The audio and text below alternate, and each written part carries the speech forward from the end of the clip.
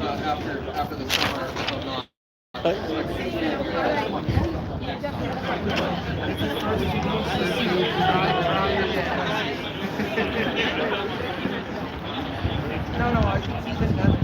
Hey, what's up, X?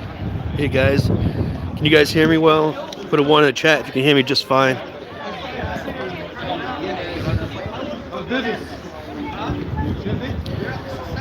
Alright, great, you guys can hear me just fine. So yeah, guys, we have a little rally going on here, and this is for New Hampshire Independence, and which means secession from the federal government, and we have a lot of support here.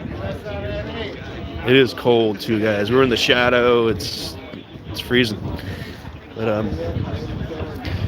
we got all kinds of characters here from the Liberty Movement.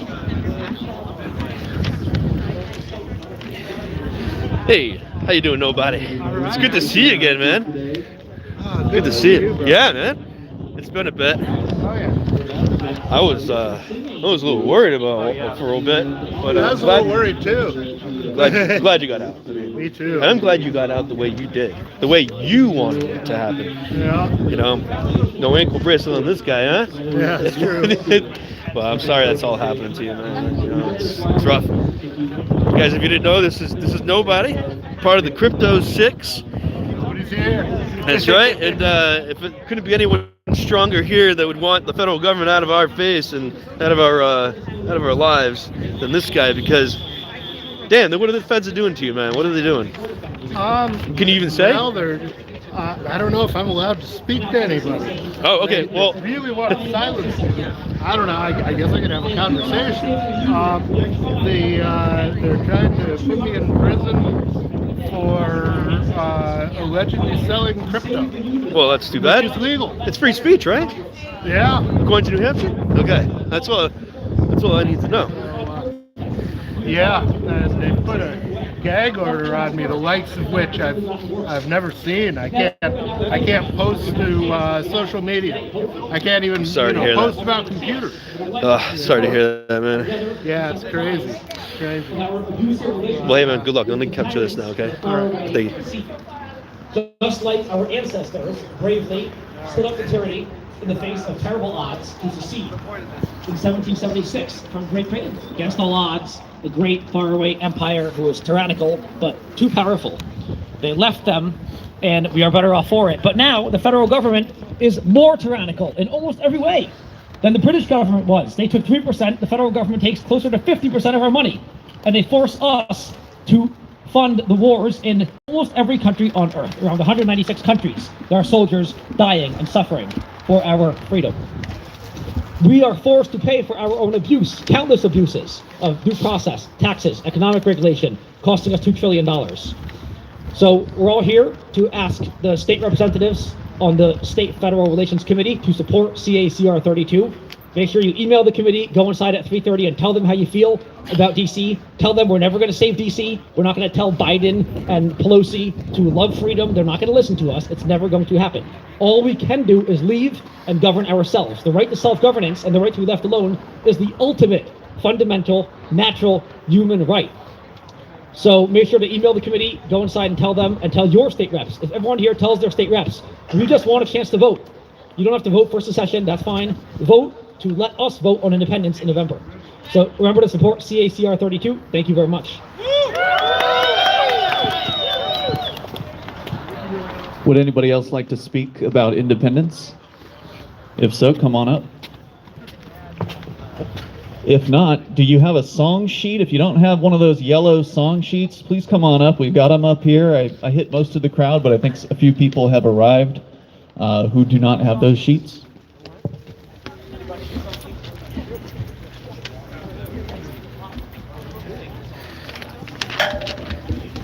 You guys notice that face? That's Ian. He was in the CT3 video yesterday with PNAC News. And he's also the founder and host of Free Talk Live. All right, so let me turn this down.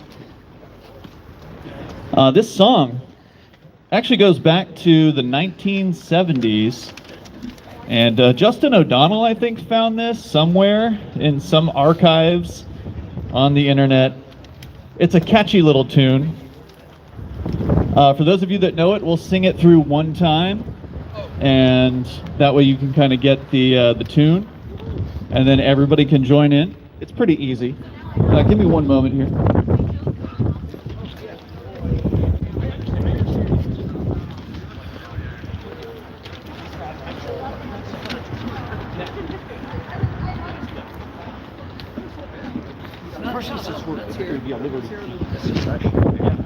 Usually it's one of the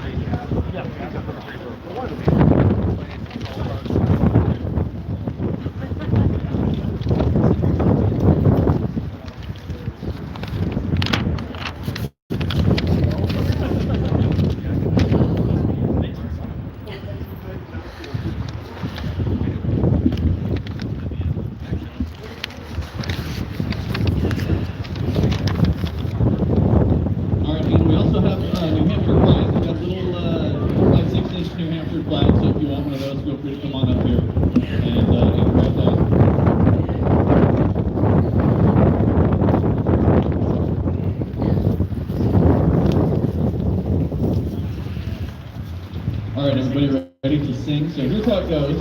Those of you who know it, feel free to sing along the first time through. It's like this. And by the way, credit to Melvin Thompson Jr. He's the person who produced songs in the 1970s. We get a few tweaks to make it a little bit more New Hampshire centric. It goes like this. Live free or die.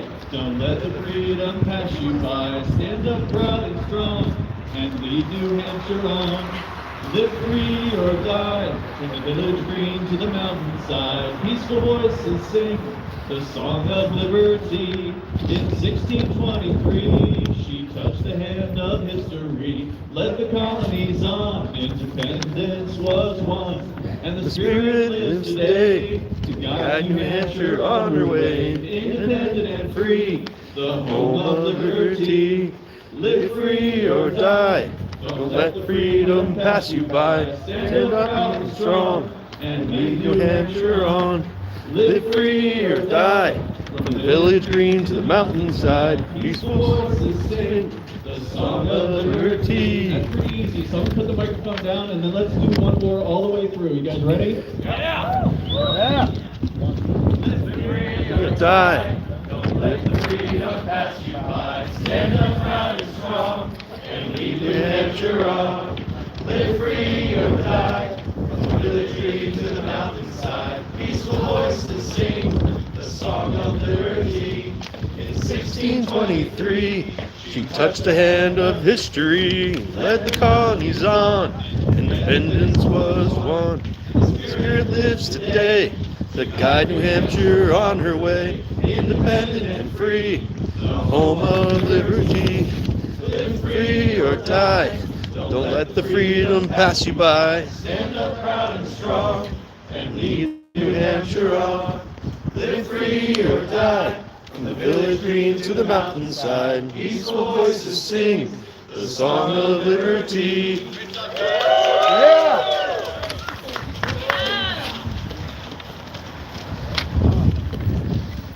All right, nice job. Feel free to share this with your friends. The lyrics are online over at nhexit.us. At 3 o'clock, we're expecting a press conference in here with Mike Sylvia, the guy who's one of the 7 heroic state reps that filed this bill. So they're going to be speaking inside shortly. And then at 3:30, we're expected in the second floor. I heard it might have moved. Room 201, 206, somewhere in there. We'll figure it out. The big one. Thanks for coming out. How you doing? I'm tired, busy, exhausted. Yeah. It's called a half day work. Yeah. Here instead. Gotcha. I just 3 days ago I finally recovered from something. I don't know what it was. But We've been having the whole big stressful behind the quilt. The closing date is next week. I'm live. Okay, I'll just say it. Look at the JSX knocking us. Everything's coming through. Good. Everything fucking biggest stress relief in the world the other night. I haven't been doing much of anything, leaving the house or anything like that. It's just cold. Yeah, State fucking coming down on me for licenses and all this stupid shit. What license? Dude, they arrested me on my birthday. For what? suspended license. It's a wrongful suspension. Clerical error. But, How's it going? Good. Hey, I was trying to watch your interview last night.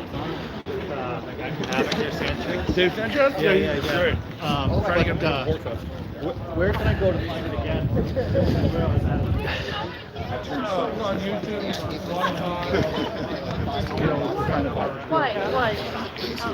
we got all these books here. Excuse me.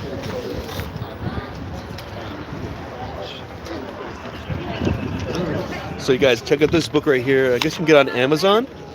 And this shows you how we can have independence in not just New Hampshire, but any state. But New Hampshire has a great chance of it, guys.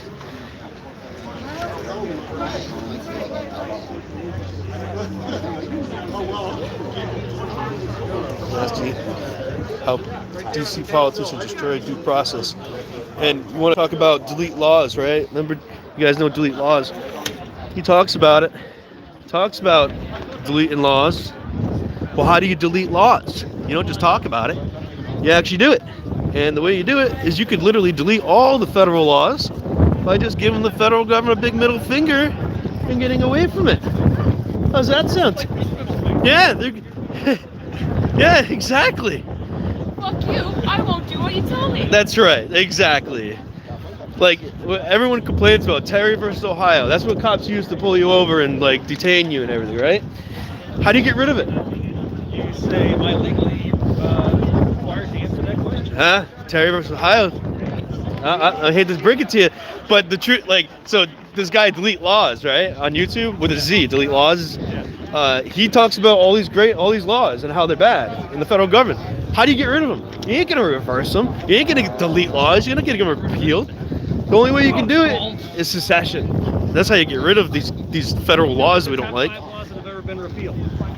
No. You can't. You can't. No laws that have ever been repealed. Yeah. Well, we can delete all of them in one big swoop right now. And that's called secession. Independence. Sorry.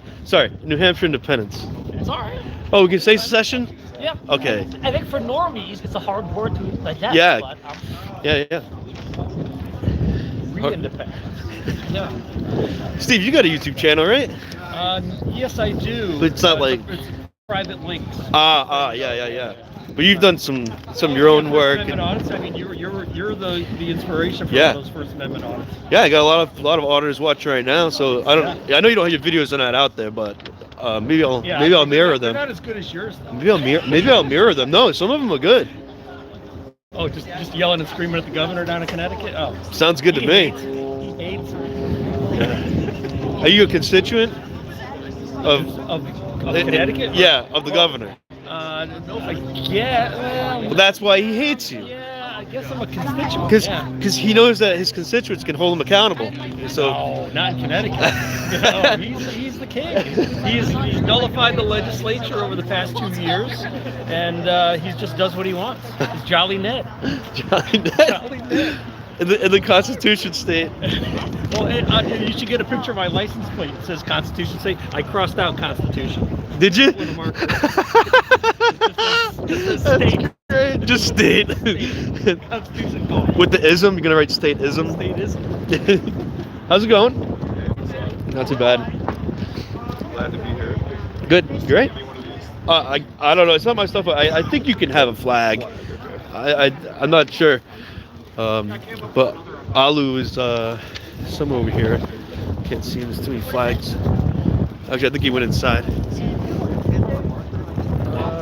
I'm actually gonna head inside because Be the main guys actually.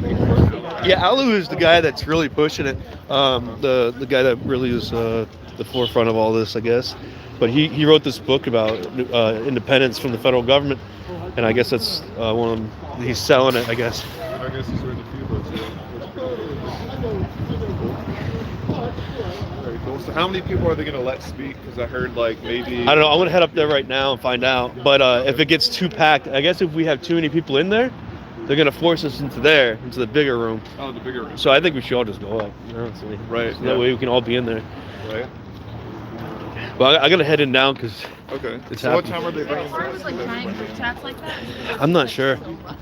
I'm not familiar with the legislator as much as other people, but I think it's room 206, so second floor on that side, all the way down. Okay. Yep. Gotcha. Yep. Yeah. All right. All right, guys, we're gonna head inside. Hey, do nobody? This is not an insurrection. No. However, I did bring my gun this time, but it's not an insurrection. Oh, this is good.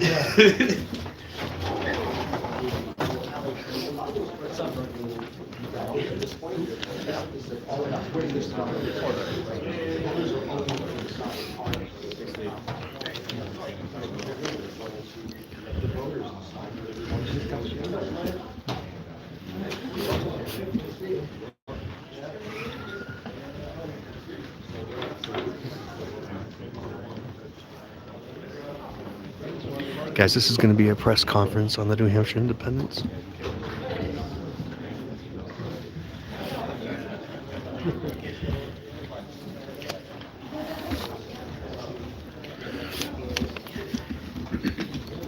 If you guys recognize this guy right here with the hat on over there next to nobody. That's Pete from the original Cop Blockers.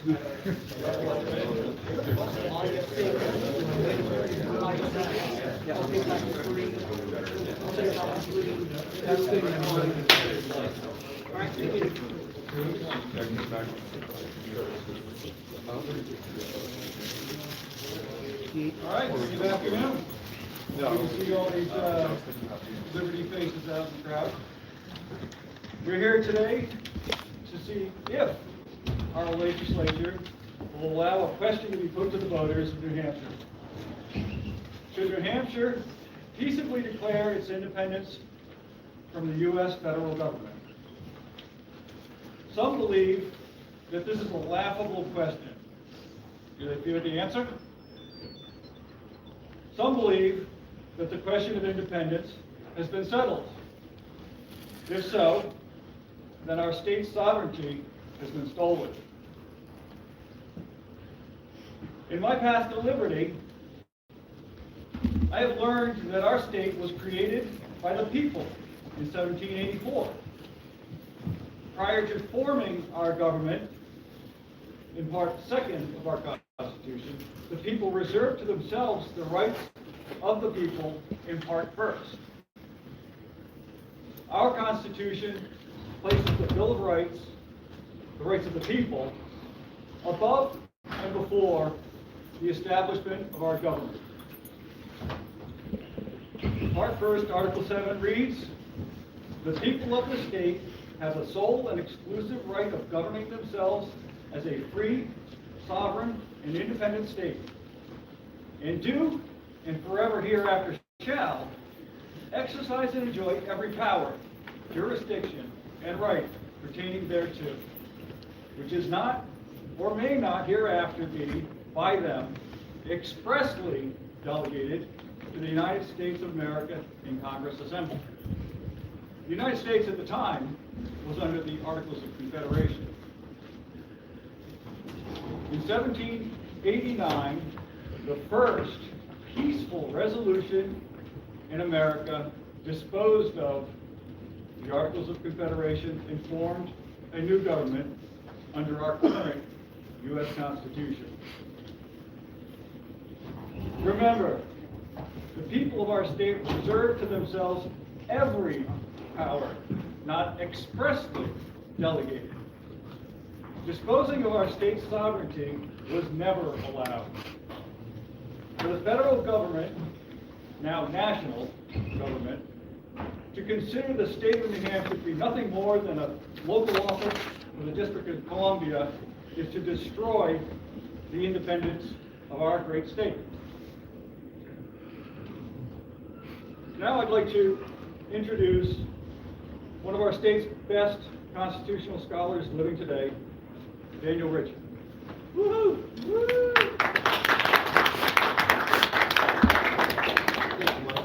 Everyone hear me all right? Yes. speak up. Thank you very much. My name is Daniel Richard, and I support this measure. I support this measure because we need to have this dialogue. Our form of government is broken, and our state and federal government is morally and financially bankrupt. The federal government has destroyed our republic and replaced it with a national central controlled democracy. Our founding fathers created a constitutional republic, not a democracy. You see, politicians get out there and talk about democracy. They're telling you the truth. They've created democracy. Patrick Henry and George Mason refused to sign the Constitution because they feared the consolidating nature of the Constitution would lead to today. I mean, literally, Patrick Henry stood on the floor of the Virginia legislature and warned all the Virginians, we're not done here.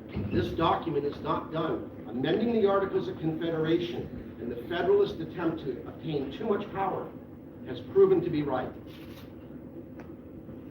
Thomas Jefferson believed that the laws should sunset every 20 years and allow the next generation to decide for themselves what form of government they wish to have. Think about it. Does anyone in this room think that your children are bound by the contracts you sign? No, I don't think so. And you know, the fact that the U.S. Constitution, after it was written, has been amended habitually since. We have 26 amendments to fix a broken Constitution. So I would argue that it was, I would not have signed it myself. Will I honor and obey the instrument while it stands? Yes, I will. Do I agree that it's righteous? No, it's broken. It's severely broken. The federal government was created to do 4 things, folks. Wage war, negotiate peace, establish treaties with foreign governments for our common defense and international commerce. 4, to establish rules of commerce between the states, between the Indian tribes, between foreign countries. It's referred to as the Commerce Clause. It was created to establish a medium of exchange and lawful money, gold and silver coin, to prevent fraud and inflation. What do we have today, folks? That's all they do is keep printing money, and that's why this is a serious measure that needs to be considered by the people of New Hampshire, because there is no money. Debt-based instruments called Federal Reserve notes are not lawful money. And show me the banking clause. Show me the banking clause where your state government has, or the federal government, has any authority to borrow money from a foreign bank and lend it and bribe the states. And that's what's been going on. Since 1933, the state has been bribed with debt instruments called Federal Reserve notes, and it's hijacked the state through the Commerce Clause. Folks, half of your state budget is predicated on federal money. The legislature assembles from January to June to do the people's business based on state taxes. Then they go home. The good little boys and girls go home, and guess who shows up next? The big boys. Who's that? No. Sununu and Company, the Executive Council, the governor. Where did they get that authority? It was a statute created in 1933.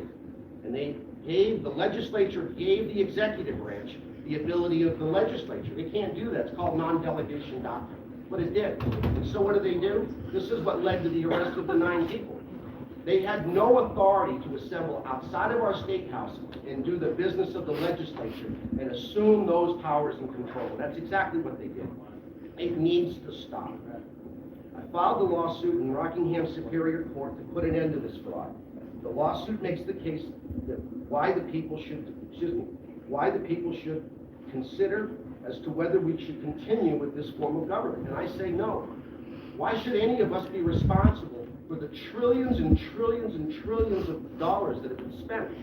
And they want you to pay for it. Here's the scam. In the statute that gives them the authority to borrow the money, and this is what I allege in our lawsuit, is they're signing your faith and credit. Where's your power of attorney? Did you give any member of your state government power of attorney to borrow money on your behalf? No, it doesn't exist. So that's why I support this measure, and it's, look, the power belongs to the people. It doesn't belong to the legislature. Let me share with you another dirty little thing that's been done to us. In the 1980s, they removed Article 99 of our state constitution that called for a convention to amend, alter, or strengthen our rule of law, our state constitution. They took it away. So now we have hat in hand, thank God for Representative Sylvia and those who are supporting him to take this initiative, to let the people decide. It's not for the legislature to decide. They're your public servants. They're trustees of a trust indenture called the state constitution. So this lawsuit tomorrow, the state's gonna have to answer. We have them in a little bit of a pickle. The state, in order to defend any public servant, has to determine whether the monies allocated are righteous. In other words, taxpayer dollars can't be used to defend public servants who violate their oath of office. That's right. So the Attorney General is tasked to make that decision. He has a problem. He's named in the lawsuit. If he's named in the lawsuit, you're supposed to go to the governor and the executive council. You can't go there either, because they're co-defendants, leaving what? The legislature to deal with this problem, as it should, because legal defense fund requires three things. Someone has to determine, in order for your money to be used to defend these people for violating their oath, for one of three reasons. One, that they have, in fact, acted within the scope of their delegated powers. Two, that the behavior wasn't reckless. And three, that it wasn't wanted. And I allege that all of them are indeed the case. And yes, this should be sent to the people, for the people to decide, not for our politicians. Thank you.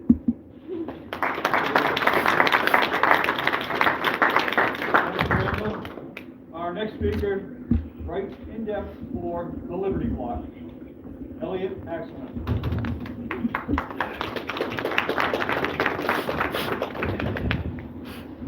This historic legislation marks the culmination of 245 years of increasing abuses of our natural rights by the tyrants in Washington, D.C. Regardless of the politicians or party in power, these abuses have continued to increase. In 1776, the people of New Hampshire seceded from the British Empire because they could no longer bear the abuses of the tyrannical government. By many measures, the actions of our current federal government are far more tyrannical than those of the government we seceded from back in 1776. To those who claim that the Civil War settled this issue, we ask, if might makes right, if fear of violent retribution keeps one in an abusive relationship, is that a reason to stay or more of a reason to separate? If you are tired of being forced to pay for perpetual wars in faraway places, history has shown us that the federal government has no real desire to end unnecessary military operations across the globe. If you are sick of the failed war on drugs, civil asset forfeiture, illegal warrantless immigration and sobriety checkpoints, you should support independence for New Hampshire. Those and many more violations of liberty have roots in D.C. Insanity can be defined as doing the same thing repeatedly and expecting a different result. We have been peaceful, patient, hard-working citizens and obedient serfs to D.C. for 245 years. We have exhausted every method of reforming the federal government imaginable. Our overlords in D.C. have continued to increase their powers while minimizing our liberties and violating our rights. We have campaigned and voted for the most pro-liberty candidates. We have called and emailed legislators, and we have signed many petitions. We have tried protests and lawsuits. Nothing has worked. With each passing day, we see that the values of New Hampshire citizens are diverging from the values held by those in D.C. and the other states of the Union. The people of California and New York simply have different values than we do. Voters of some states prefer socialism, gun control, mandatory masks and vaccinations, compulsory government education, prohibition of substances, and many more violations of liberty. And that's okay. They are different people with different values. We no longer find that we have more in common with the Union than we do with other nations around the world. Reasonable people would not believe that the people of Ukraine should be forced to live under the exact same set of laws as those in Kenya. Forcing two or more opposing cultures together in perpetuity simply cannot end well. The federal government steals around half of our annual salaries, and through agencies like the NSA, FBI, ATF, EPA, CBP, 400 total agencies, and 4 million total federal agents, uses the money to abuse us, spy on us, and control the economy, costing over $2 trillion in economic damage per year. Many criminal justice issues and much of corona fascism result from federal money and influence. The increasingly disturbing surveillance and police state stem primarily from D.C. These and many other issues would cease to exist if we severed ties with D.C. and governed ourselves. The people of New Hampshire, innocent, peaceful, hard-working patriots, have not had the opportunity to vote on their relationship with D.C. politicians since a few delegates decided to join the Union 240 years ago, with the understanding that the federal government would always protect our natural rights and never violate the Constitution. How well has that worked out? Never in our lifetime have we had the question of whether to govern ourselves. If you do not yet believe that we should give up on saving the Union and fixing DC, how much more freedom must we lose before you are convinced that we cannot shrink the federal government back to its original size, and that the only option is leaving and governing ourselves? A vote for CACR 32, no matter which side of independence you stand on, is a vote to trust the citizens of this great state with their own future. A vote against CACR 32 expresses the belief that only a small group of people in Washington, D.C. should control the lives of everyone in this state and all of our descendants. Thank you.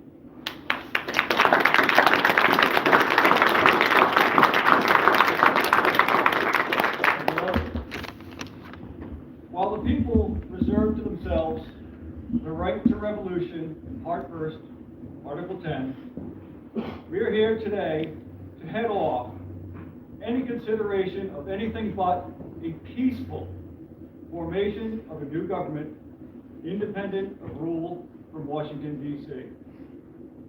Today, we will ask our legislature to allow the people of New Hampshire to express their desire by putting the question on the ballot this November. Thank you for coming, and we'll take a couple of questions before the hearing.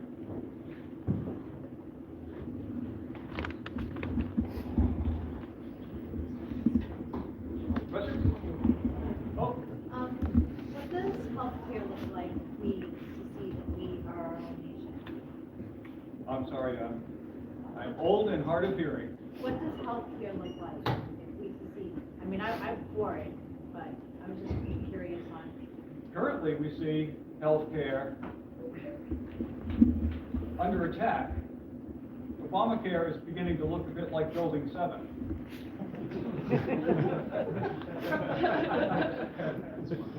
What's Building 7? I don't know what our healthcare system will look like. We have a lot of people now, doctors and nurses, who are refusing medical treatments, who are going independent. Those will be the first line of the new healthcare system in the new state of New Hampshire. How do you plan on paying for roads that are federally funded? Oh, the roads. We'll pay for it with Bitcoin mining. I'm okay with that.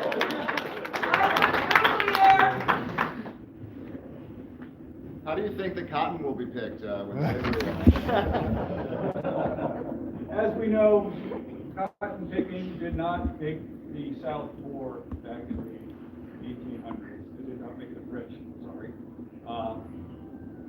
We saw thriving states to the north, and the cotton picking business was not exactly a thriving industry.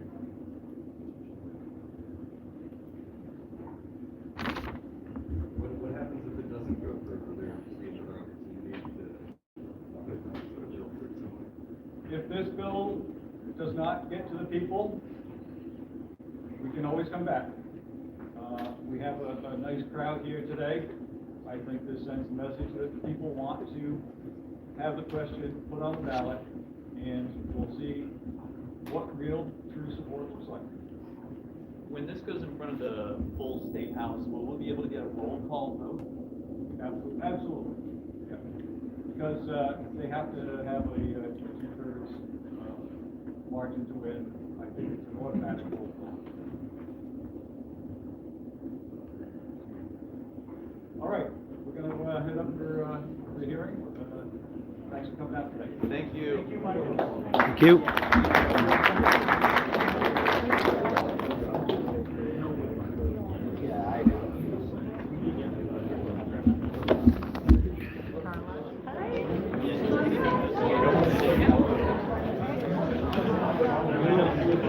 Anybody want to speak on a card and give it to the committee or clerk?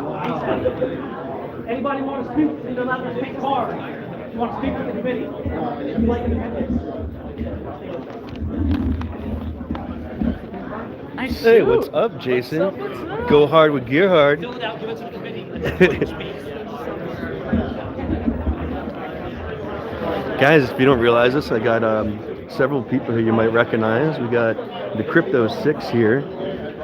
So you got Aria there. Aria, she ran for sheriff under the guise of "fuck the police." You probably saw her highlighted on High Impact Flicks, and she goes with the red hair. And then we have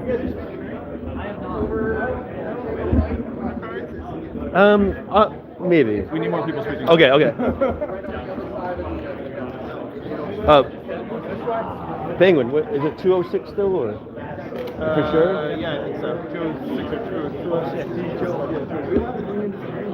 I don't. Maybe not into the room. Can you bring in the room? I don't know. See what they do. Try it. See what they do. Yeah. So this sign to leave or put the sign down. Now I can. Okay. We have to go like now or like nowish or. You got to fill it out and then bring it up to the room. And I mean, you can do it anytime. Okay. All right. I have an idea. I think you're really only going to let 30 people in the room? I don't know. We should all go there so they can move it, and then that we have more time if people show up.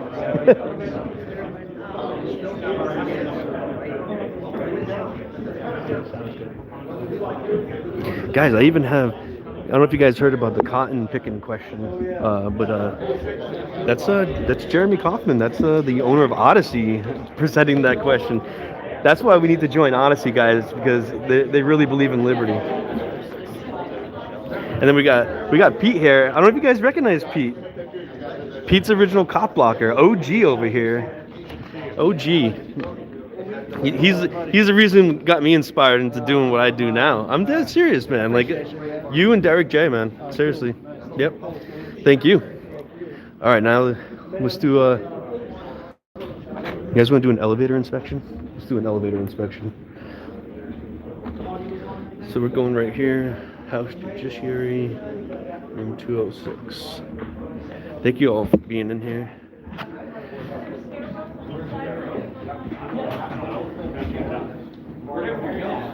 Hey, what's up, man? Good to see you. Yeah, good to see you, Joe. Hey. You too? 206, one up. Oh, they're taking the stairs?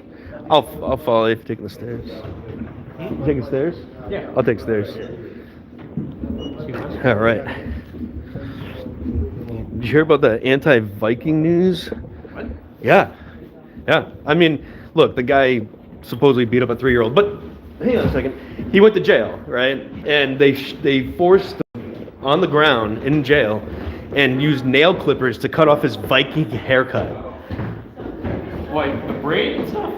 Well, yeah, he had like sort of like this, right? And they cut it off with nail clippers. How crazy is that? Because they were in jail? Yeah, like you don't have rights to your haircut, like, and he was claiming a religious exemption on it because It was by his jailers. yeah, held down by the jailers. That's not even possible. Institutional violence doesn't happen. Oh, and anyone that knows about the ACI in Rhode Island knows that's I'm not surprised. Dude, I went to go visit a friend there, right? They scanned my ID. Later that night, they sent me an email or Facebook message of me and my friend that I went to go visit in jail as lovers. They edited our faces.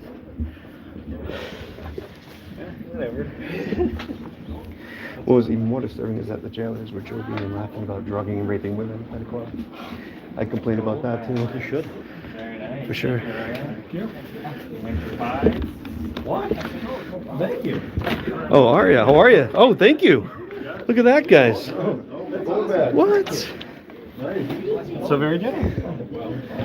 Thank you. Guys, check this out. Aria just gave me a 5-denominator gold back. That's awesome. Real money, not like the federal crap. Not like the federal stuff. Me? No, I just got this one. Right over there. Oh, sorry, go ahead.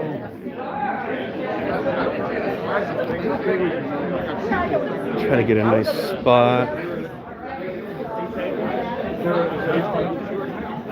Oh, we're at our limits. Good. That's good. I know. Let's move. Let's go. Pack them in so we can move.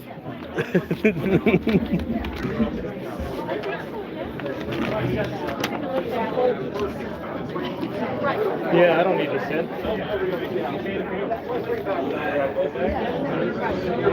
Yeah, but the federal government says we can only have so many people in here at once. It's fair. It's a safety issue, right? Like everything else. Guys, check it out, guys. You guys see me tout these. You guys see me tout these on my channel. These are the gold backs. This is, see that, guys? 1/200th of a troy ounce, 24 karat gold, and these are New Hampshire gold backs. They make them for several different states, and yeah, this has value, guys. This is about $20. They trade around one denomination trade around $4. So 4 times 5. There's about a $20 bill right there in my hand, but it's gold. It's not paper. It's not backed by the promissory of the federal government.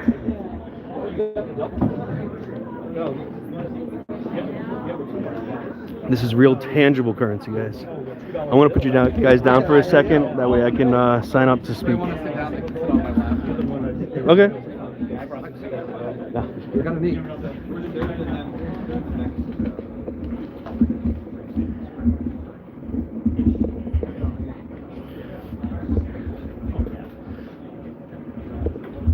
Guys, this is the committee for New Hampshire Independence. Just gonna put you guys down for just a second here.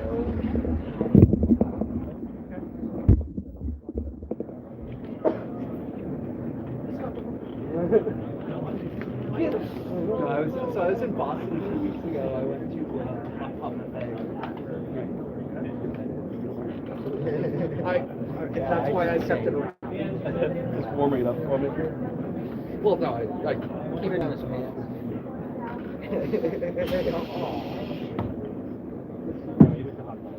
So I went to Hot Buffet, and I work in a You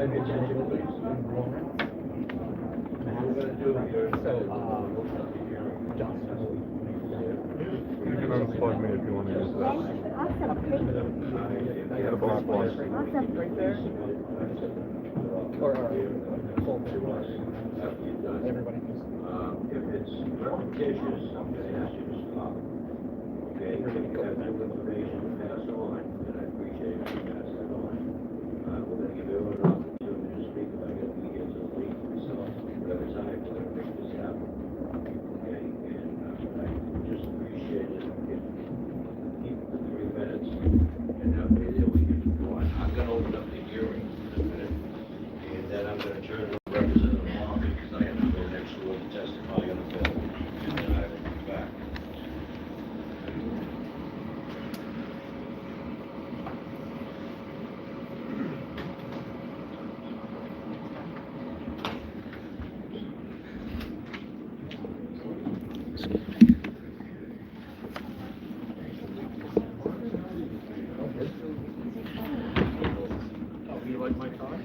I have another one I here. don't have to move the legislative hall, that we can pick. Hey, Bonnie. How are you? Yeah. Do I give you this? I don't know if you give that to you, but I can't find one to go out. Do I give this to you? Thank you.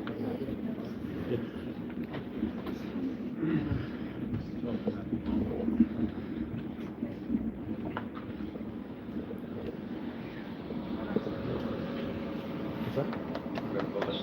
Oh yeah, of course.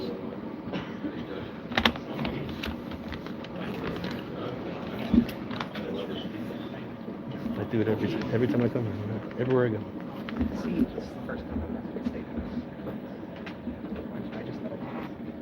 You do? Welcome to New Hampshire. No, they had one last time. For guns? What the fuck is the point of metal detector if you love guns? I wasn't carrying at the time. Oh.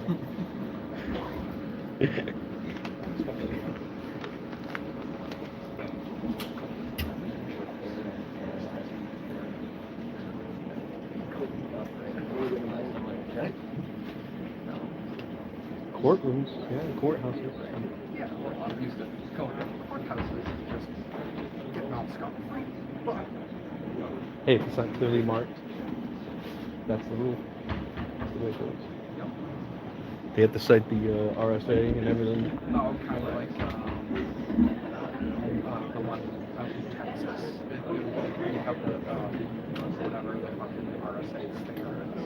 Actually, that's everywhere. Everywhere. I would think so, but New Hampshire for sure, but everywhere. I'm an auditor, I know it was. I'm going to open up the hearing on House Bill 1195, an act related to the public comment periods. Oh, wait, I'm sorry, disregard that, right? Disregard what I just said. That's a bill I can go testify on.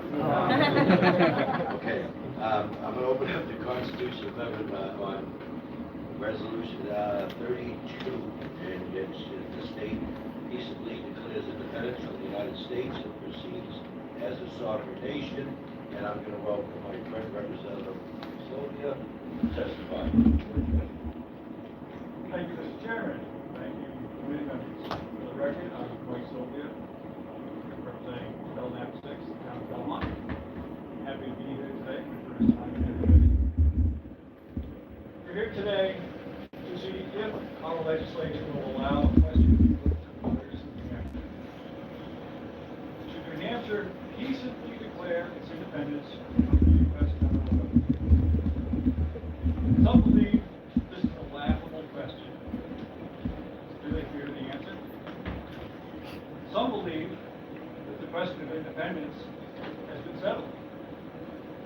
If so, then our state's sovereignty has been stolen.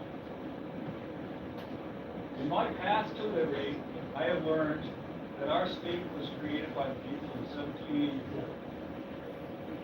Prior to forming our government, in Part 2nd of our Constitution, the people reserved to themselves the rights of the people in Part 1st. Our Constitution places the Bill of Rights, the rights of the people, above and before the establishment of government.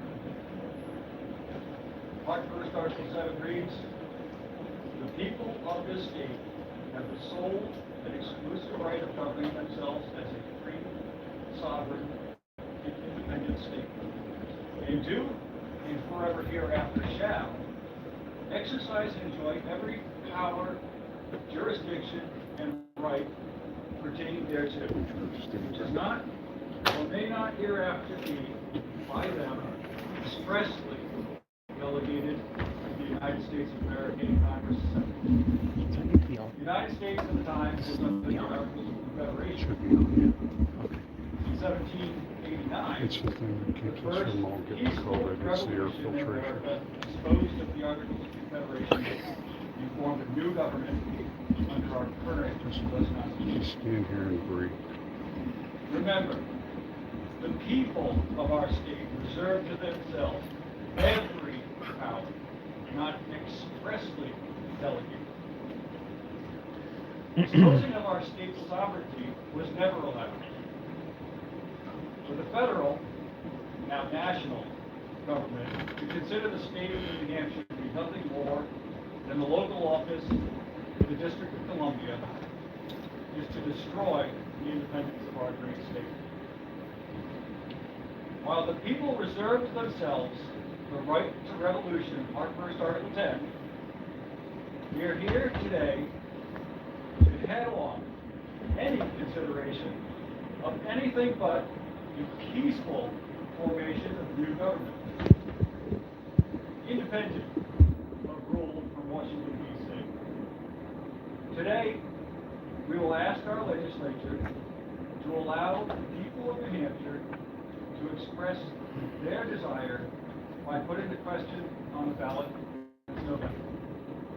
And with that, I have a lot of supporters who will tell you all of the various reasons why this CACR needs to be on the ballot in November. And if you have questions, we have an answer. Thank you, Representative. We have a big pile of pink cards here. Questions. I have one and maybe a couple follow-ups there. Presumably, you no longer recite the Pledge of Allegiance because that pledge does refer to one nation indivisible. That's not correct. So you do still say the Pledge of Allegiance? Not. I have a belief in a higher power that does not allow me to pledge to some other. Okay, thank you.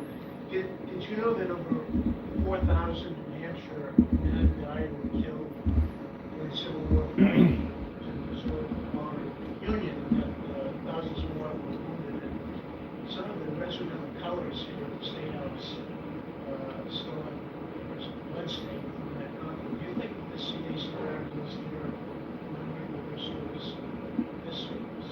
I think it actually does them an actual honor if they were here to see what has become of Washington, D.C.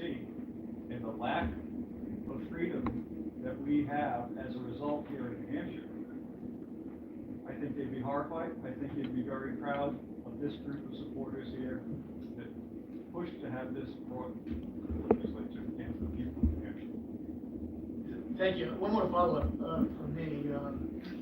There is a good crowd here. We'll see. Looking forward to the testimony. Do your constituents generally support this measure, or have you polled them, or do you know?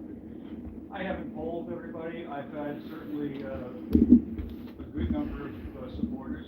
Obviously, I've had some detractors. It's not universally considered a wonderful idea, but we'll find out if the people get a chance to vote on it in November. We'll find out exactly how the people of New Hampshire feel. Thank you. Yes, Representative LaBranch. Thank you for taking my question. My first question is, do you believe that New Hampshire could support itself and sustain itself as an independent country, as an independent democracy, if the CACR were to be passed by the people as the members? I do. New Hampshire has great resources, great people. Currently, we are among one of the top economies in the country. We are net donors to the federal government. If we had that drain relieved from us, we could do all kinds of things that would be quite possibly phenomenal. Follow-up? My follow-up is, I understand that in New Hampshire, the only way to get something on the ballot, at least from my understanding as a representative, is through a CACR like this. Why not introduce a House bill that would allow for referendums and to make this a non-binding constitutional issue? People have toyed with the idea of referendum, and I don't know that that's necessarily the best way to go. I think our tradition here has lasted for a duration and seems to work very well. Thank you. Other questions? Seeing none, thank you, Representative. Okay, at the top of our pink list, as practice, we generally try to allow legislators first chances to testify. And I'm looking at Representative Jess Edwards.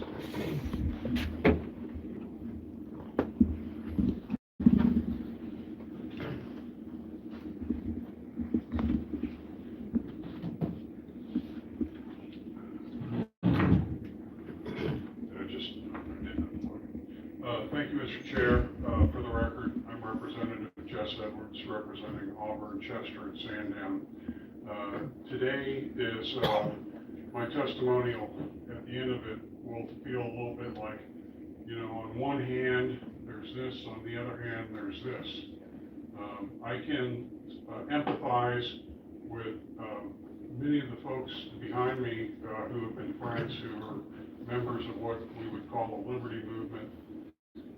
I would empathize with them because I think that it really goes without saying that our federal government has grown its powers grossly beyond any that were intended or limited by our Constitution. And I think they jeopardize the growth of the federal government, jeopardizes the harmony that comes from governing with the consent of the governed. I think if this trend were to continue, whether it be decades or 100 years, I don't know, I would say that we're on a very bad trajectory, and that it's this kind of involvement in government that can help us turn things back around. to answer the question, would our founders be proud of this initiative? I would say they would be. This is what it's intended to be. We're peacefully getting together, we're having a discussion about something that's very important to us and to our children. I want to go back. I've just got a couple things out of the Declaration of Independence I'd like to read. We know the section about life, liberty, and the pursuit of happiness. That to secure these rights, governments are instituted among men, deriving their just powers from the consent of the governed. That whenever any form of government becomes destructive of these ends, it is the right of the people to alter it or to abolish it. I think that's the spirit of why we're having this discussion.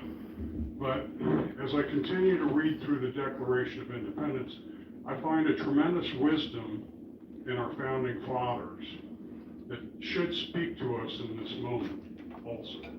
And that is that prudence indeed will dictate that governments long established should not be changed for light and transient causes. And accordingly, all experience has shown that mankind are more disposed to suffer, while evils are sufferable, I did not. than to right themselves by abolishing the forms to which they are accustomed. So, in my assessment of where the American society is and where it's going, I don't think there's a sense in the population of New Hampshire that the evils that we're subjected to by an excessive government, federal government, are insufferable. And so I just don't see a public will to support this if there were to be a vote. And since I get to vote on this as well as a member of the House of Representatives, I just want to be on record now as saying I will vote no, and I hope this comes out ITL out of the committee, and I would hope that not because this is some kind of an illegitimate, scary conversation, but just because I just don't think that this is really in the consciousness of the majority of our citizens. It's certainly premature. Yes, it is. Put a timeline on when it will become ripe. I haven't given up on the great American experiment.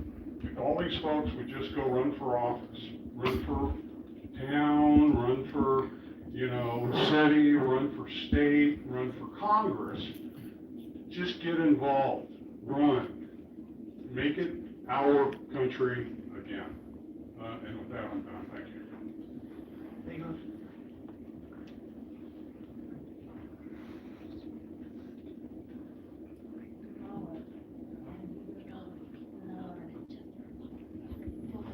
I'm sure everyone loves being poor now. That's the important part.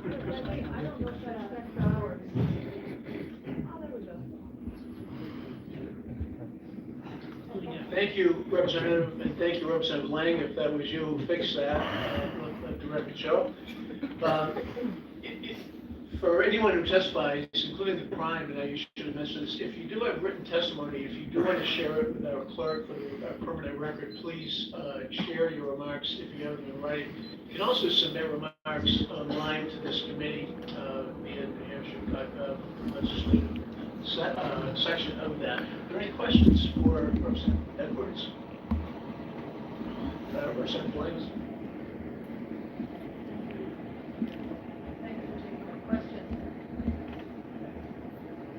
We were to put this on the ballot for people to vote on, wouldn't that show the desire of the people? If there were a majority of people here in the state who actually did vote for secession from the United States, wouldn't that be the voice of the people by allowing to have that on the ballot to be voted on? Thank you for the question. I think that's an exceptionally fair question and one that I've had to think about as I've been lobbied on this. And as I've come to look at it, is the process under which we amend the New Hampshire Constitution is not meant to be easy. It requires a series of separate steps, all of which have to be in alignment and agreement in order to pass. And as a representative of 3,400 people, I would vote to not put this on the ballot in 2022. And I think I get a vote too. My vote as a representative is part of the process, and that's where I'm at. I would just say that 2022, I think, is a pivotal election for New Hampshire and for the country. And from a political perspective, I'm just also very concerned that we muddy the waters with, insurrectionist talk and the like, and that rather than being taken seriously, we open up ourselves to national media and local media to just make a mockery of the whole exercise, and that'll be a setback in my opinion. That's why another reason I'm voting no. I just think it's really bad timing. Follow up. Thank you for the follow-up question. Legitimately, is this one of the steps though? I mean, we're getting this, is coming to this committee and dealing with this CSR, isn't this one of the steps that we've taken? Absolutely. I have come in my 5 years here to really believe in the process, and the committee process is critical to everything the House produces. And so your independent determination within this committee is important, and I hope that you do it with all the deliberation and discretion that is appropriate to the question. And I also want to thank you for your husband's form of service. So, thank you. Other questions? Seeing none, thank you, Representative Edwards. I'm now looking at Representative Brody DeShays.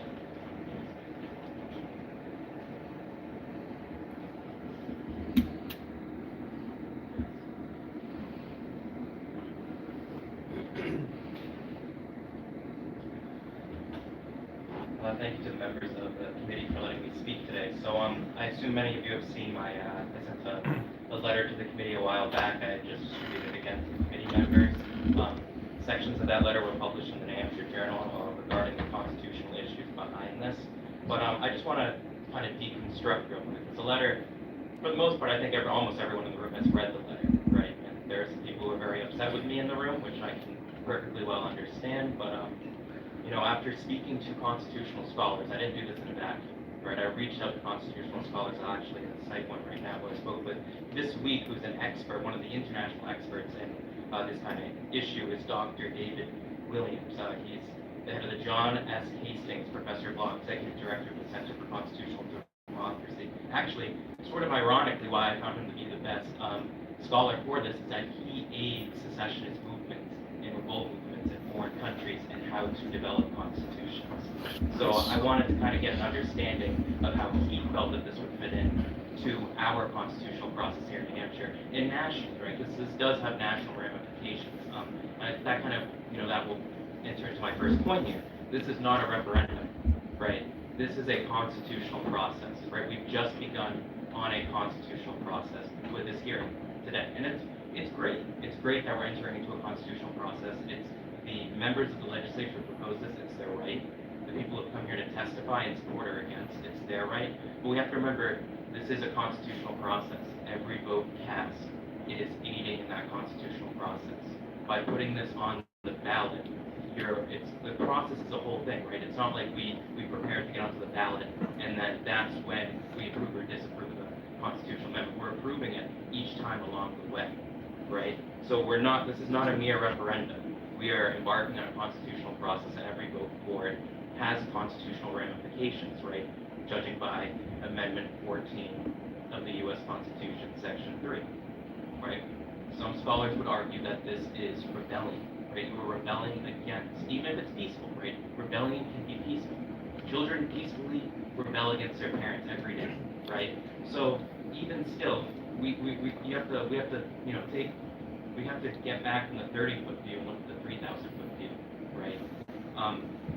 This very well could be an argument where, if voting for this, even if it's a good idea, right, and even if people believe in their heart that they should be voting for this, even if people say they don't support it, but they want to give people the choice, aiding and abetting in that process, right, could very arguably be unconstitutional, right? Now, it's a pretty open-ended question. But the next part I'll mention is there's going to be a lot of talk about the New Hampshire State Constitution, right? Specifically, Part 1, Article 7, and Part 1, Article 10. So let's address Part 1, Article 7. So New Hampshire is a sovereign state, right? We are still sovereign. Now, we're not an independent nation. We're not a sovereign nation, right? But in the way that this constitutional amendment is written, it implies it's using the word sovereignty in the modern sense. It's not using it in the original sense of the framers, right? The framers kind of viewed sovereign as that there was a number of things that an entity could be sovereign over, right? Now, it's very explicit in our federal constitution, which the state of New Hampshire ratified and joined into, right? And we were already part of a perpetual union when we ratified and entered into the Articles of Confederation and perpetual union, right? We always drop that last section. The whole name of the document is the Articles of Confederation and Perpetual Union, established in 1777. But when New Hampshire entered into the Constitution, when we created our own Constitution, as the prime sponsor mentioned, we established that we are sovereign. The point of that was to establish that we are sovereign over everything within our borders, and that's within our purview, based on what's not within the purview of the federal government. Now, many people bring up a great point here, right? That the federal government has, we've ceded, right, a number of powers to the federal government that we probably shouldn't have ceded. But even still, we did that through the sovereign process, right? So, specifically, you look at Article 1, Section 8 of the U.S. Constitution, that cites what powers the federal government has. And then the U.S. Constitution is very explicit with the Bill of Rights, right, the 10th Amendment. Everything else is left with the people. Everything else is left with the state government. Amendment 9 says everything that's not in the state government is left to the people. So we have to remember that, right? So New Hampshire is still sovereign and has control over a myriad of specific issues. And whatever the federal government doesn't have responsibility for, and whatever the state government doesn't have responsibility for, that is reserved to the people. Now, New Hampshire's Constitution is an agreement between New Hampshire's residents and the state government. Some will assert today maybe that Part 1, Article 10 applies, and this is the revolutionary article in our State Bill of Rights. Some will assert today that Part 1, Article 10 applies to the federal government. It does not. We have a right to revolution in specific circumstances, but the New Hampshire Constitution does not confer a right to revolution against the U.S. government or the U.S. Constitution, right? The U.S. Constitution is pretty explicit about what happens, regarding, Amendment 14, Section 3, right? We had a civil war. It kind of was de facto established, right? Revolution against the federal government isn't constitutionally allowed. So, now we can revolt theoretically against our state government, right? Our state has, pretty much recognized and is securing that right to governance. But we don't have a right to revolt against our federal government, right? The state constitution is not an agreement that would include the federal government. It's separate, right? We have an agreement with the people between the federal government. With our U.S. Constitution, we have agreement with the people between the state government, with our state constitution. And one last time, because I kind of mentioned it just briefly before this, but remember, New Hampshire lost many of the powers that people are complaining about today, and many of the concerns, and we've lost some of that sovereignty because we accepted federal dollars and we ceded a number of responsibilities, right? Now, we're still sovereign technically over this, right? We can, through the constitutional process, freely take back those powers. It just means we're going to have to be giving up the carrots, right? We took the carrot, we get the stick. We could also vice versa say, we don't want the stick, but that means we're giving up the carrot. So I think to kind of look at that in the context, and after speaking to a number of constitutional scholars, I felt as if it would be against my oath of office. Because when I take an oath, it's not only an oath to our state constitution, it's also an oath to our federal constitution. Now I'm going to mention one last thing. I've drafted an amendment to this, in case it would be necessary. I'm going to read, and I have the votes to get it passed, right? I'm pretty confident in such. I'm going to read what it would change the language. quote, New Hampshire shall never declare independence from the United States, nor unilaterally. Oh my God, what a fucking joke. First established by the Articles of Confederation in 1777 and superseded by the United States Constitution in 1789. This amendment, this kind of language, was very similar to what other states adopted after the Civil War, right? It's a very normal thing that states have done. It does not mean that we're giving up our sovereignty. What it means is that we're recognizing the federal government's sovereignty over specific issues that is quite clear in the U.S. Constitution, right? Our state entered into that U.S. Constitution. We entered into this perpetual union. It's just recognizing that our state would still recognize that perpetual union, right? But the U.S. Constitution is, and the U.S. government is a legitimate authority, and that we are co-sharers of sovereignty with the federal government, right? We share authority, we share agreements with the people, and we look to the consent of the governed, because ultimately the power lies with the people. And with that, I'll remain open to any questions. Thank you. I take my share back. That's why I gave you a little bit of more leeway on speaking forward, and I've asked you to do some research for us, and you've done a great job on it. And one of the questions that concerns me with this here, we have refuel airplanes down in Pease there that refuel the coast there, that do refueling for the security of the coast. What will happen to all them aircraft there and now security on the coast? Well, you know, this is kind of, in my opinion, we wouldn't even get to that question because the federal government wouldn't allow us to leave.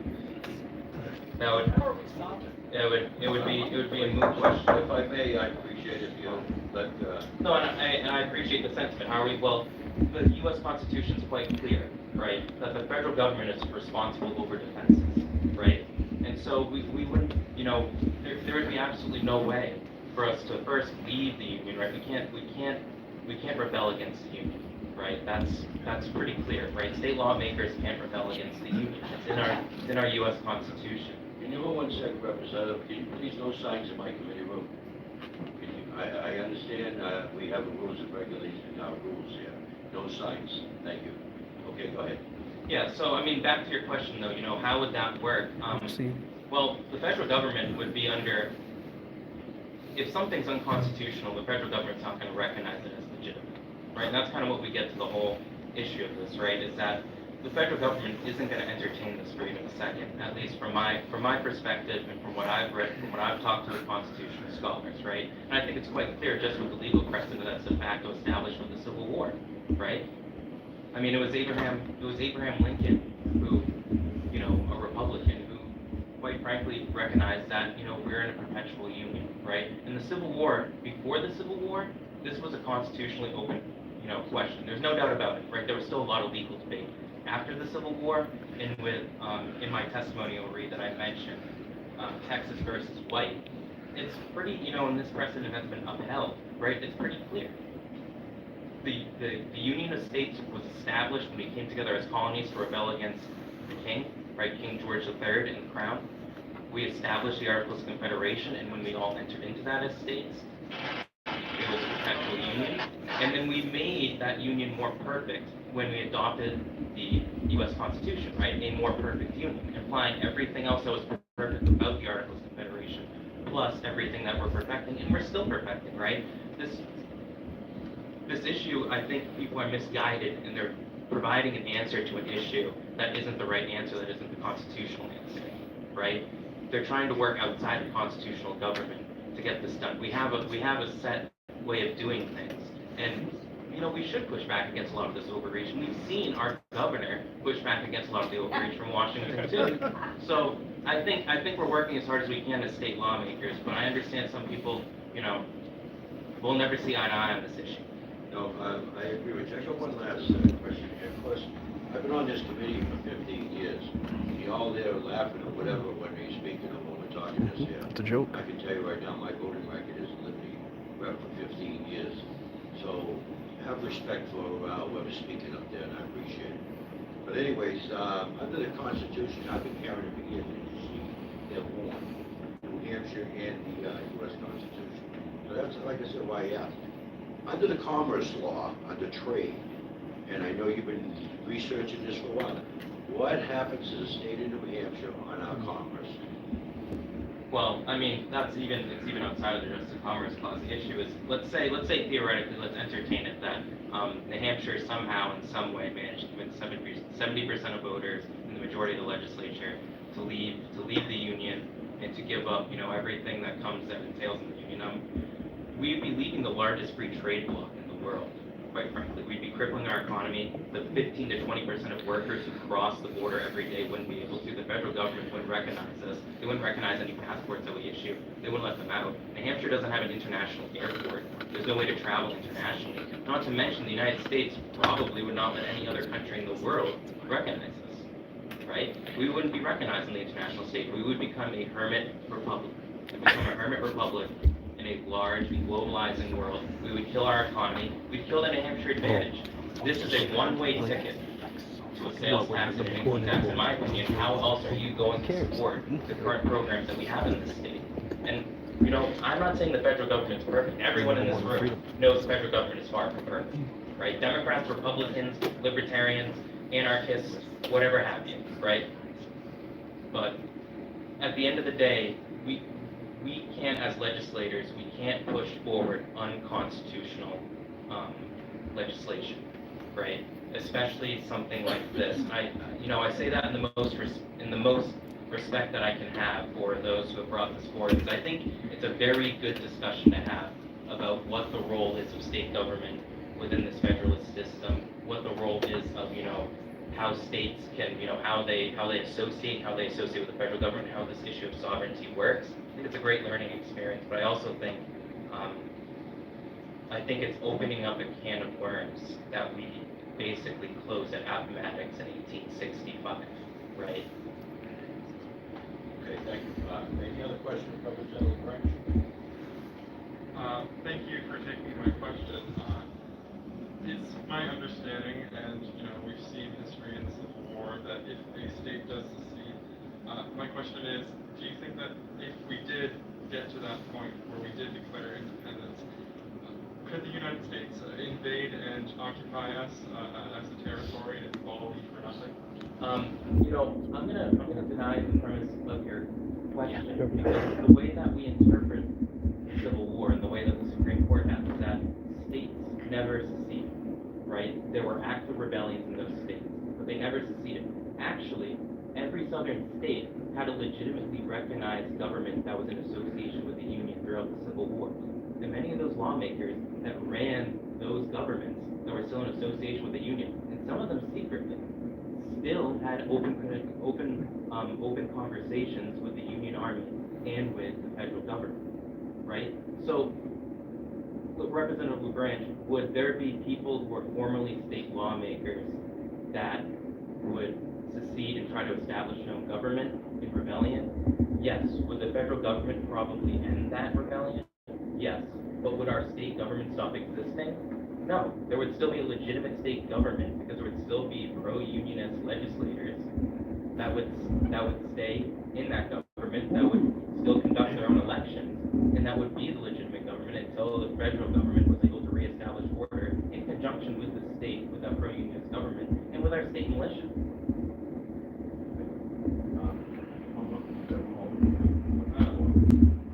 This is for another constitutional question.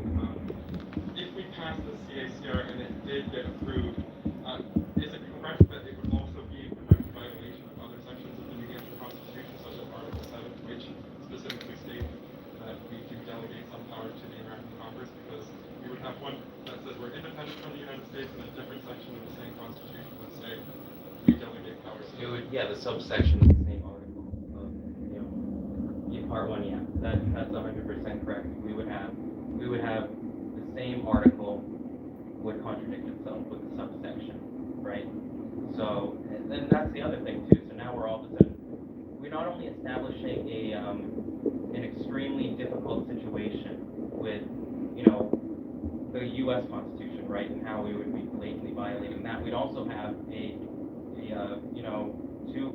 two articles in the same, the same article, two parts of it, in direct juxtaposition to each other, right? Where we're saying in one, we're sovereign over some issues, the federal government's sovereign over other issues, essentially just recognizing what the current constitutional agreement is between these governments and its people, and between the two governments and the federal system, we'd be adopting another amendment against the U.S. Constitution that would then say that beginning part of, recognizing sovereignty,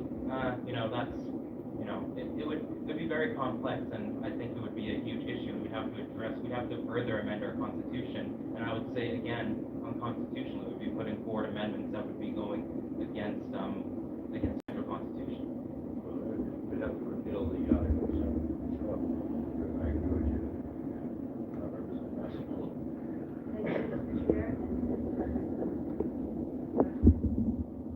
Some of my constituents understood about what happens if this happens and it does become a consolidation. What will happen to their Medicare and their Social Security? Well, that's a good question, and those programs would they would cease to exist. Now again, though, I'm not entirely sure. Well, they would. I know some of the people. They would cease to exist being given by the federal government. The state government could try to adopt it, but New Hampshire typically, we get a lot more resources from the federal government than we get from it. Sorry, than we give to it.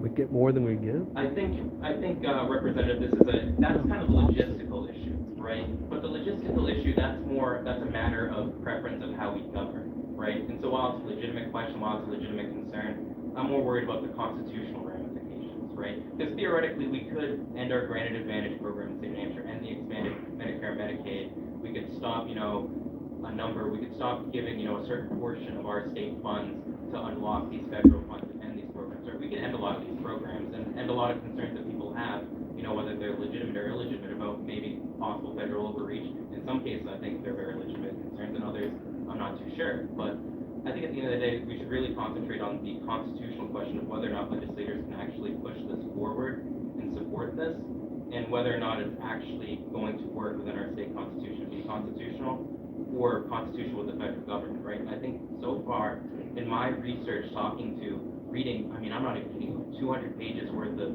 scholarly documents, speaking with the writers of those documents and stuff, doing research for, multiple weeks, and sitting down even for an hour this week just to prep with a constitutional scholar work internationally on this issue. I couldn't find any conceivable universe where we could legitimately do this.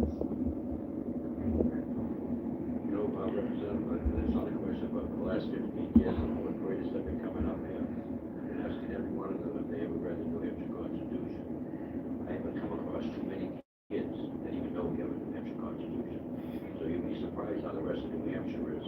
They're all, many go on the U.S. Constitution and have no clue about what's in the New Hampshire one. So, Reps here, building. Representative LaFrance, you have another question? Yes, a question listening to that response.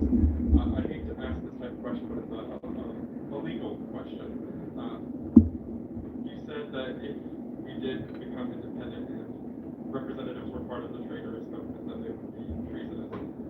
Would you believe that the people sponsoring this current legislation would be considered treasonous? I'm not qualified to answer that question, I don't think. And I'll tell you why, though.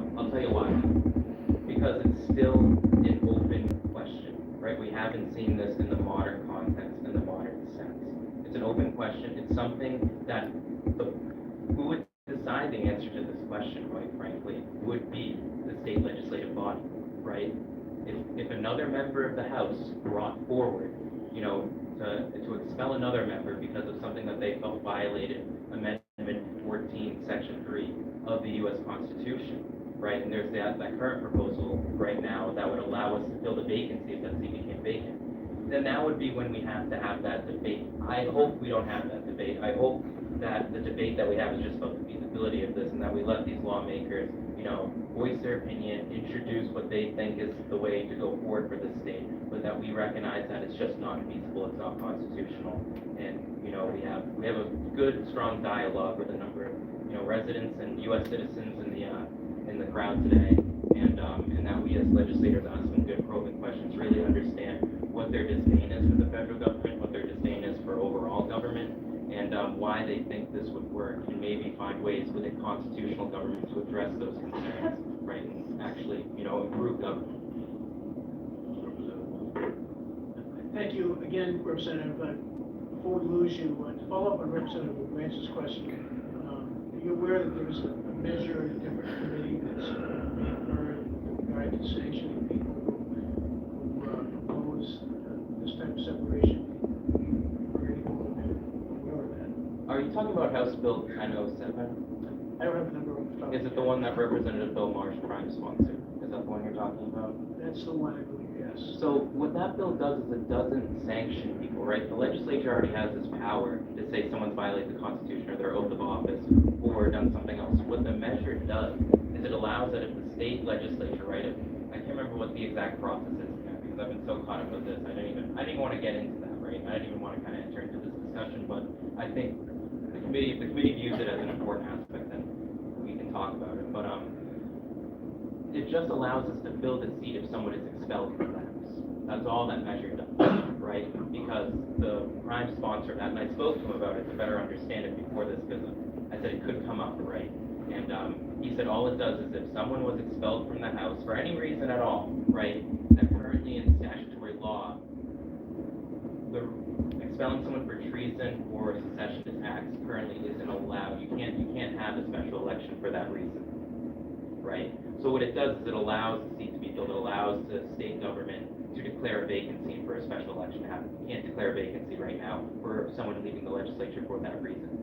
So I don't think we should ever get to that though, right? Because I don't think that there's entirely malice in this, right? I don't agree with it. I don't think it's constitutional, but I don't think there's malice, and I think it's starting an important conversation, right, for us to have regarding, the Constitution. So then residents of New Hampshire and members of this body, this legislative body, and of the state government can better understand our state and federal constitution, better understand our federalist system, and better understand sovereignty in general and how that works in a federalist system. Thank you. Seeing no other questions, thank you for your testimony. You definitely did a great job in researching on stuff that I've already was aware of being on this committee for 15 years with constitutional issues. Thank you. The chair is going to recognize Representative Tim Horrigan for 3 minutes. Welcome, Representative Horrigan.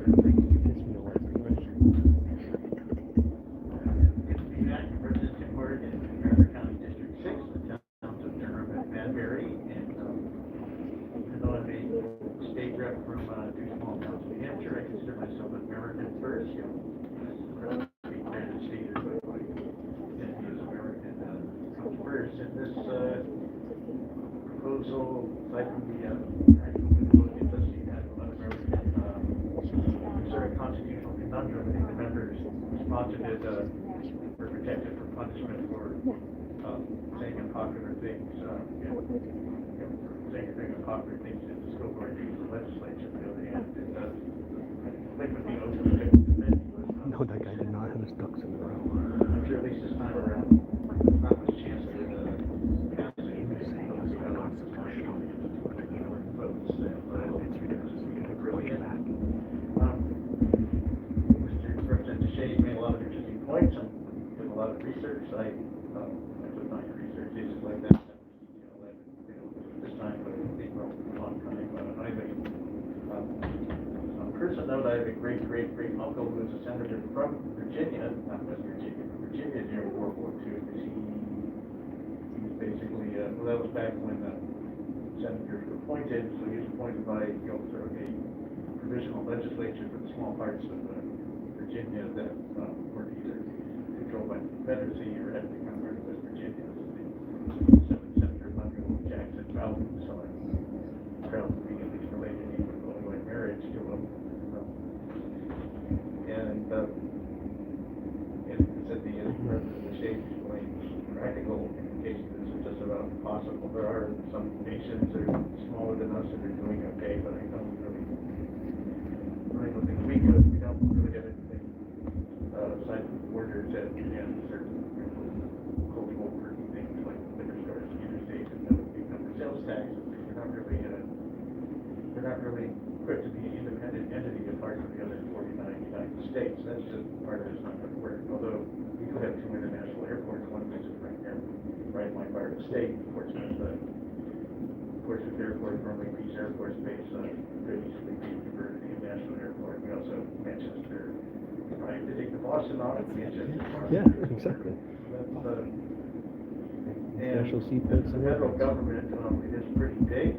I'm not sure if it's necessarily more repressive than the state governments. A lot of the progress we made over the last decade, centuries, actually been more driven by the federal government, which tends to be more, I think, more respectful of people's rights than individual state governments. So it certainly has very weak leadership at the moment, especially in the Senate. I'm watching the Senate six-man, even though most of the individual senators are great, and our Vice President, I respect our two senators deeply, one of whom senators is my constituent, but so the Senate is a bad joke. That's what's happening there is totally not right. I'm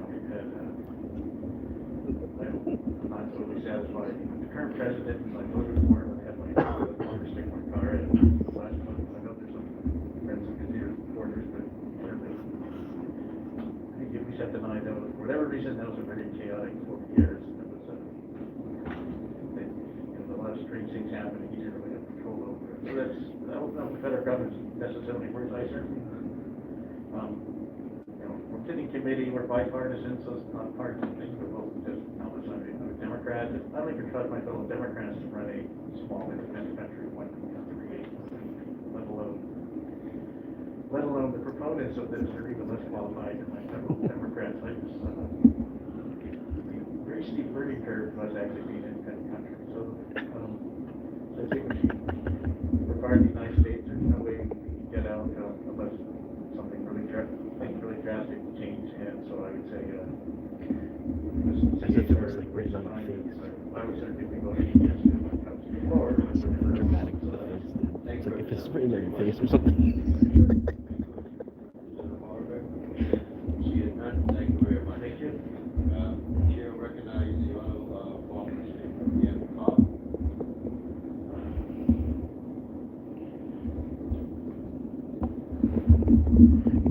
Guys, he was. Just make sure the mic is up so people can hear.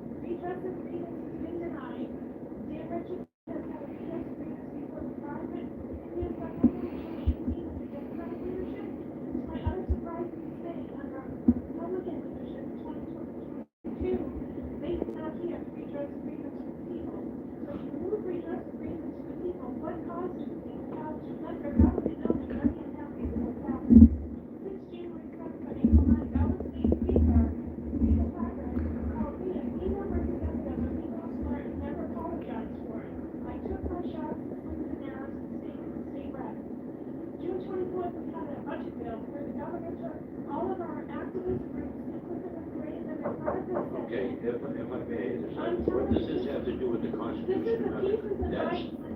This is New Hampshire, We're talking about state sovereignty and our people being able to we're talking about protect our seceding government. from the United We're States. talking about putting it on the ballot so the people in New Hampshire can vote for it. Okay, but what I'm trying to say We is. don't put all the good horse before the cart. No, I understand, I'm just asking to keep the conversation to secede I from am the United explaining to you that if a state representative duly elected by the people in their town, representing my constituents, cannot be effective in government, that's how the governor removed me from state police from the state house, that's had our honorable state speaker, who's a Republican, I happen to be a Republican, allowed a veto slur on the state house floor in a hot mic, and he never apologized. And my party told me, don't do that, you might wind up with the other party speaker. Well, excuse me, there's a certain level of integrity and decorum that having got off his home, and he should have been held to account. He should have been brought up on charges for the Ethics Commission, and nobody wanted to do it. My fellow women in the Republican House said, oh, don't do that. Where's the support from the women from me as representing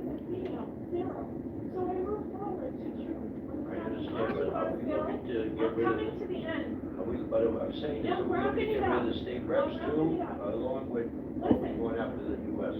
No, we're talking about New Hampshire and our state sovereignty and the right of the people to redress agreements. We have been denied that right from our current governor. Do you agree with that? He has usurped every branch of government, from the Senate, the House, the judiciary, the AG's office. It's all ridiculous. You have to understand. Now you have to listen to your citizenry. You're not elite. You're not above the people. Our government has the right of redress. We don't have that in New Hampshire, the free state, the first in the nation state. It's all BS. We have to exercise our government. We are not enemies of the federal government. We are not charges. We are not, what would you call, prisoners of our government. We're not. And as a result, in June, okay, what I call the omnibus bill version, it was like a wrapped food sandwich. What happened in that day? My fellow representatives were usurped. Their arms were twisted by the governor and his union and the establishment Republican Party to vote against their principles. The Freedom Caucus was the knees kicking out from under them. That was the last bastion these people had of their voice in the House. Gone. So now we're here to speak to you, to let you know we're unhappy. We want your government, our government, to respect us. It's not us versus them. We're citizens, and our citizens is being ignored. What else are we left to do? So I left the state house with Nikki. She became an activist because I don't want to hurt my rights next door. So are you asking us to modify this here, maybe I'm not. go after the governor and What the is state rep or the state rep CR 32? versus the US? I'd like to talk to you about that. Representative Balthazar, but to be specific to the CR 32, I would like us to pass it when the people decide the ballot box November 2022. Thank you. Question, Representative Rich. You'll take questions. I'll give you a few minutes. When you speak. My first question I have for you is, how does the CACR change anything about the corruption that you accuse? Redress of grievance. Like, how does leaving the federal government change state government? We're seceding to the federal government to become a sovereign state once again. We're called a sovereign state, but we're really not. If your government's run away and you're not listening, our governor, you are not aware, arrested and put to the executive council meeting on October 13th, arrested grandmother, dragged her to her knees, 73 years old. Do you know who did that? At the request of our governor, our own state police. Yes, granted, they handed the detail officers to the governor, and they have kind of took it in, but them going to learn how to do things with them. But they violated their oath. What I'm trying to get at, and I understand what you're saying, but let's say we succeed. We're putting the horse before the cart. But you still got the governor. We just want the CACR 32 on the ballot, that's it. Right. Am I agreement? Yeah. Yep. Like you're still, what I'm trying to say is you still have the governor, you still have the US reps. We take baby steps. Once this passes, if the citizenry of our state decides to do what, then we can have meetings about how to use commerce clause, commerce clause, all of those things. Think of this. We talk about social security and money to the government. What if we're not sending our money to the government? We keep it in New Hampshire. You're gonna have to, if there's something like this, We pay for our own things, our because citizens do our everyone's money. money would be, I don't know if we could get back from the federal government. It's not a matter of Retirements and everything else, that. Those are contracts. We'd be in like a separate country. Contracts. Yeah, it's a bunch of you doesn't have a left and a right pocket. Same citizen. You know, Representative, you know, I got the utmost respect right now, one of the reps here with Paul Nicholson, you did see, that started the redress agreement caucus in this house. And we moved forward, we got Representative Bill O'Brien to move forward with redress. So we've done this here in the house, in there, and then of course over the years, they stopped it. Took it away. Right, Took away but from this us. bill has nothing to do with that. This bill has nothing to do whatsoever. And I'm hoping when you come up here, you talk about the legislation and not what Joe Spinatelli did to you at the governor's office. Has nothing to do with this. It does, that's your government treating you poorly, usurpation of our rights under the government, usurping every branch of government. This legislature is an independent branch of government, free of the executive branch, and they never exercise their rights or their power. All right, thank you. Let's give somebody else a chance to come up. Thank you, Representative Alfaro. Thank you. is going to recognize Caleb. Good to see you again. Oh, damn. Well, move your minute. I take your seat. I needed it. My back was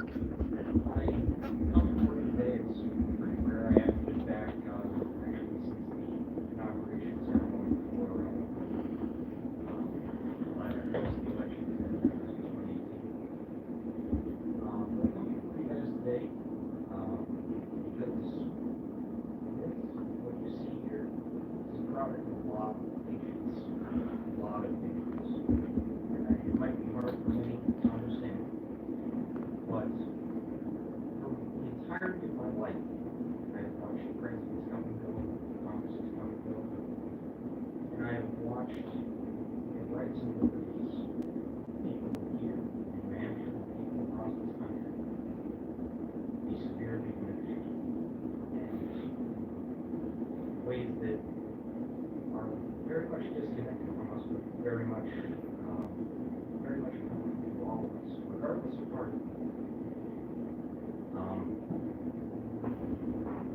My political engagement, the reason why I actually ran for the House of Representatives, had nothing to do with issues so very clear, but it had to do with a disgust of what I see going on around me. I saw the federal government war gallivanting across the world, projecting its power, uses of force, killing people that I don't think deserve to die. I got involved because it was an anti-war activist, and some other local things too, but that was the first reason why I got involved. I just couldn't accept this federal government that I was paying tax to, funding. I couldn't accept that they were doing these crimes. When I was in high school, there was a news story that broke. Many of you were aware. There was a video called "Come Out of the Murder." There was a video of. Try to keep it 3 minutes. Yeah, there was a thing. There was an American Air Force pilot killed someone who was evacuating wounded people from the war zone. And that didn't sit right with me. And that story was broadcast and it was suppressed by media.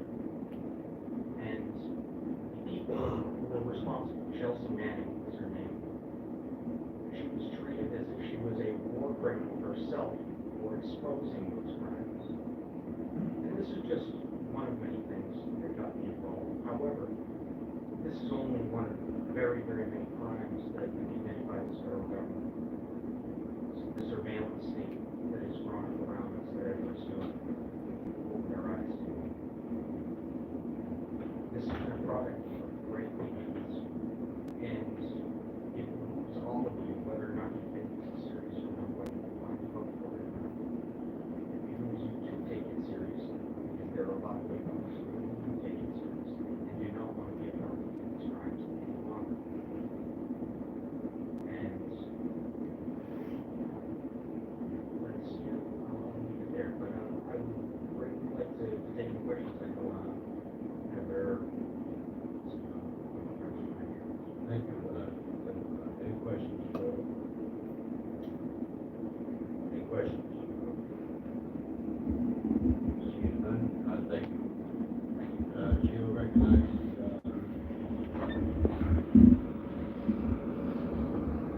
Jesse Strand. Jesse.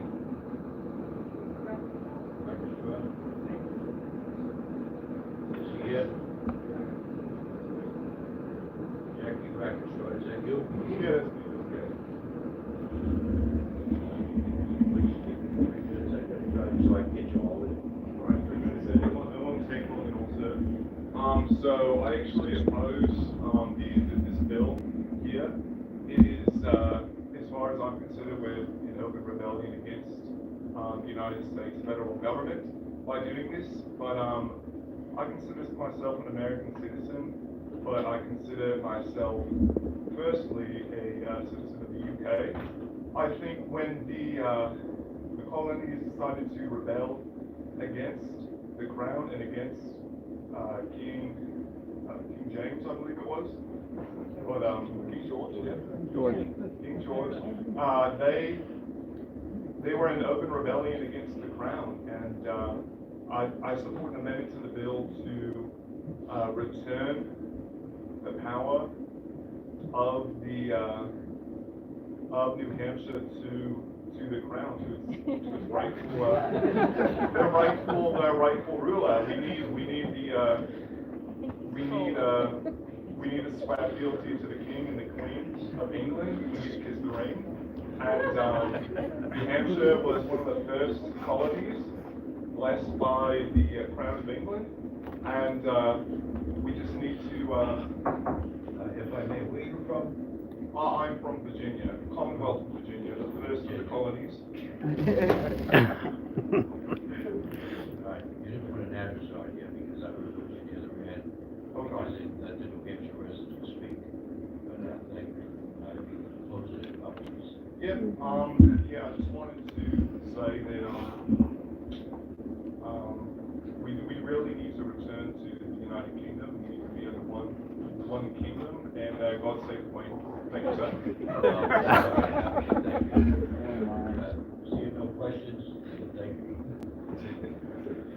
Okay, recognize. Careful, they're threatening people for sedition here. Jessup.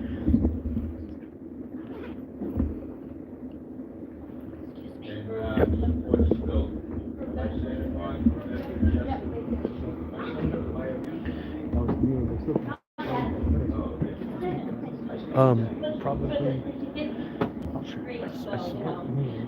My name for the record is Russan Chester, spelled R-U-S-S-A-N. It's an imaginary name, so no problems with it getting incorrect. I just want to correct a couple of things that was said. First of all, as a lot of you folks probably know, because you understand, you know the New Hampshire Constitution and the United States Constitution. The New Hampshire Constitution was actually written and ratified on June 2nd of 1784. The United States Constitution was ratified on September 17th, 1787. So actually the New Hampshire Constitution was in place before the federal Constitution. I figured. Okay. So what I want to do is I want to take this from a little bit of a different perspective. We've heard a lot today about the people of New Hampshire are tired. We're tired of what we feel is tyranny at the federal level. I want to give you what the United Nations definition can be defined as a pattern of behavior that is used to gain or maintain power and control. It can manifest as emotional, economic, or psychological actions or threats of actions that influence on another person. This includes any behaviors that frighten, intimidate, terrorize, manipulate, and hurt. It can happen to anyone of any race, age, sexual orientation, religion, religious identity, or gender. It affects people of all socioeconomic backgrounds and education levels. Incidents are rarely isolated and usually escalate in frequency and severity. I'm reading the definition from the United Nations. I will be getting to that in just a second. Okay. It sounds familiar though, doesn't it, folks? Yeah, but can you stick with this here, because this is dealing with the U.S. Okay. So we don't care what the U.S. says. I use the United States definition because it was very, very broad. What this definition is of abuse. This is the definition of abuse. The people of New Hampshire and the people of all of our states in the Union have been abused by the federal government. It's very clear to see. If you look around and you look at the statistics of suicide, of mental illness, all of that is stop treating the disease and stop treating the symptoms and treat the disease. The disease is we are being abused as a people. We have a tyrannical government and have for quite a while, long before this administration. And the bottom line is, nobody, not one single human in this world deserves to be abused. We do not deserve to be intimidated and frightened and terrorized and manipulated. Are you ready to help this state? Are you ready to begin the wave of freedom against this abuse? After all, isn't that the advice that you give your own loving family members? Walk away before it's too late. No, thank you. Are there any questions? Seeing no questions, thank you. Oh, and I have, If you have testimony, we can please pass it up the side here. And so pass it up to the clerk. The chair recognizes that supports the bill, Jason Gerhard. Welcome to the committee, Jason. I'm going to say, I know it's hard to break up an abusive relationship.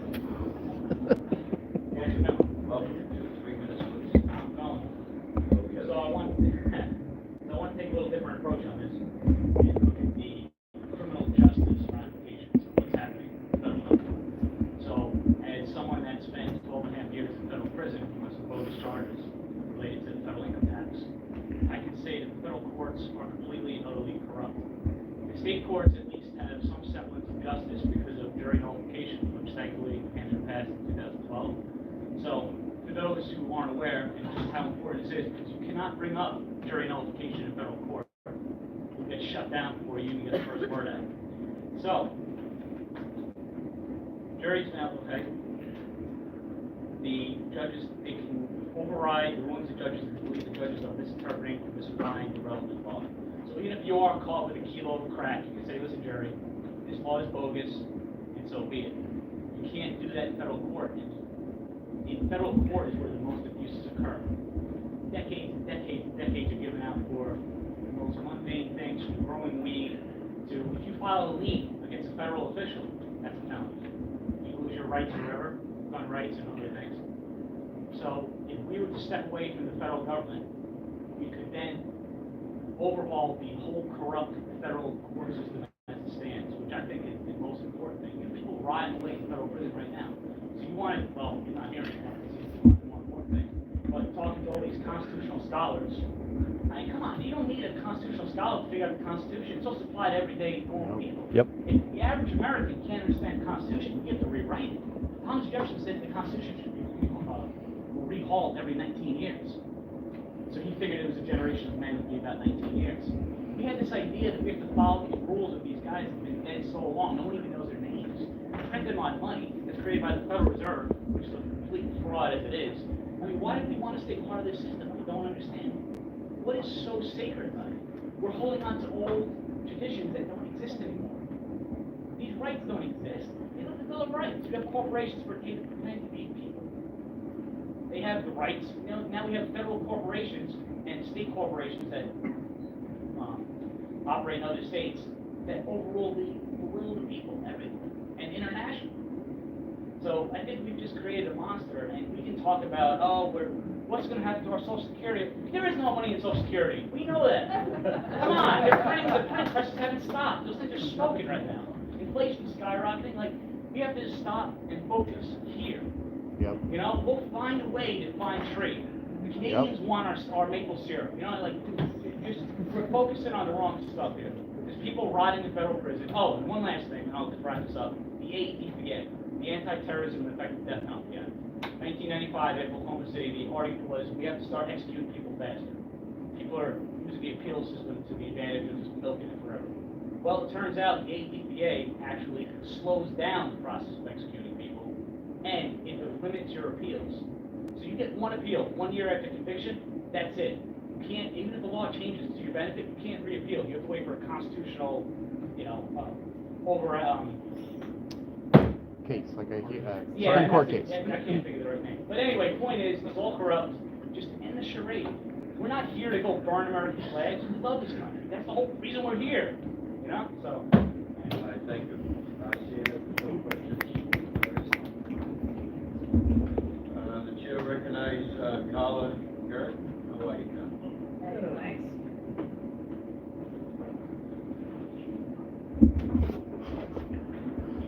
Carla is the head of the Free State Project, the president of the Free State Project.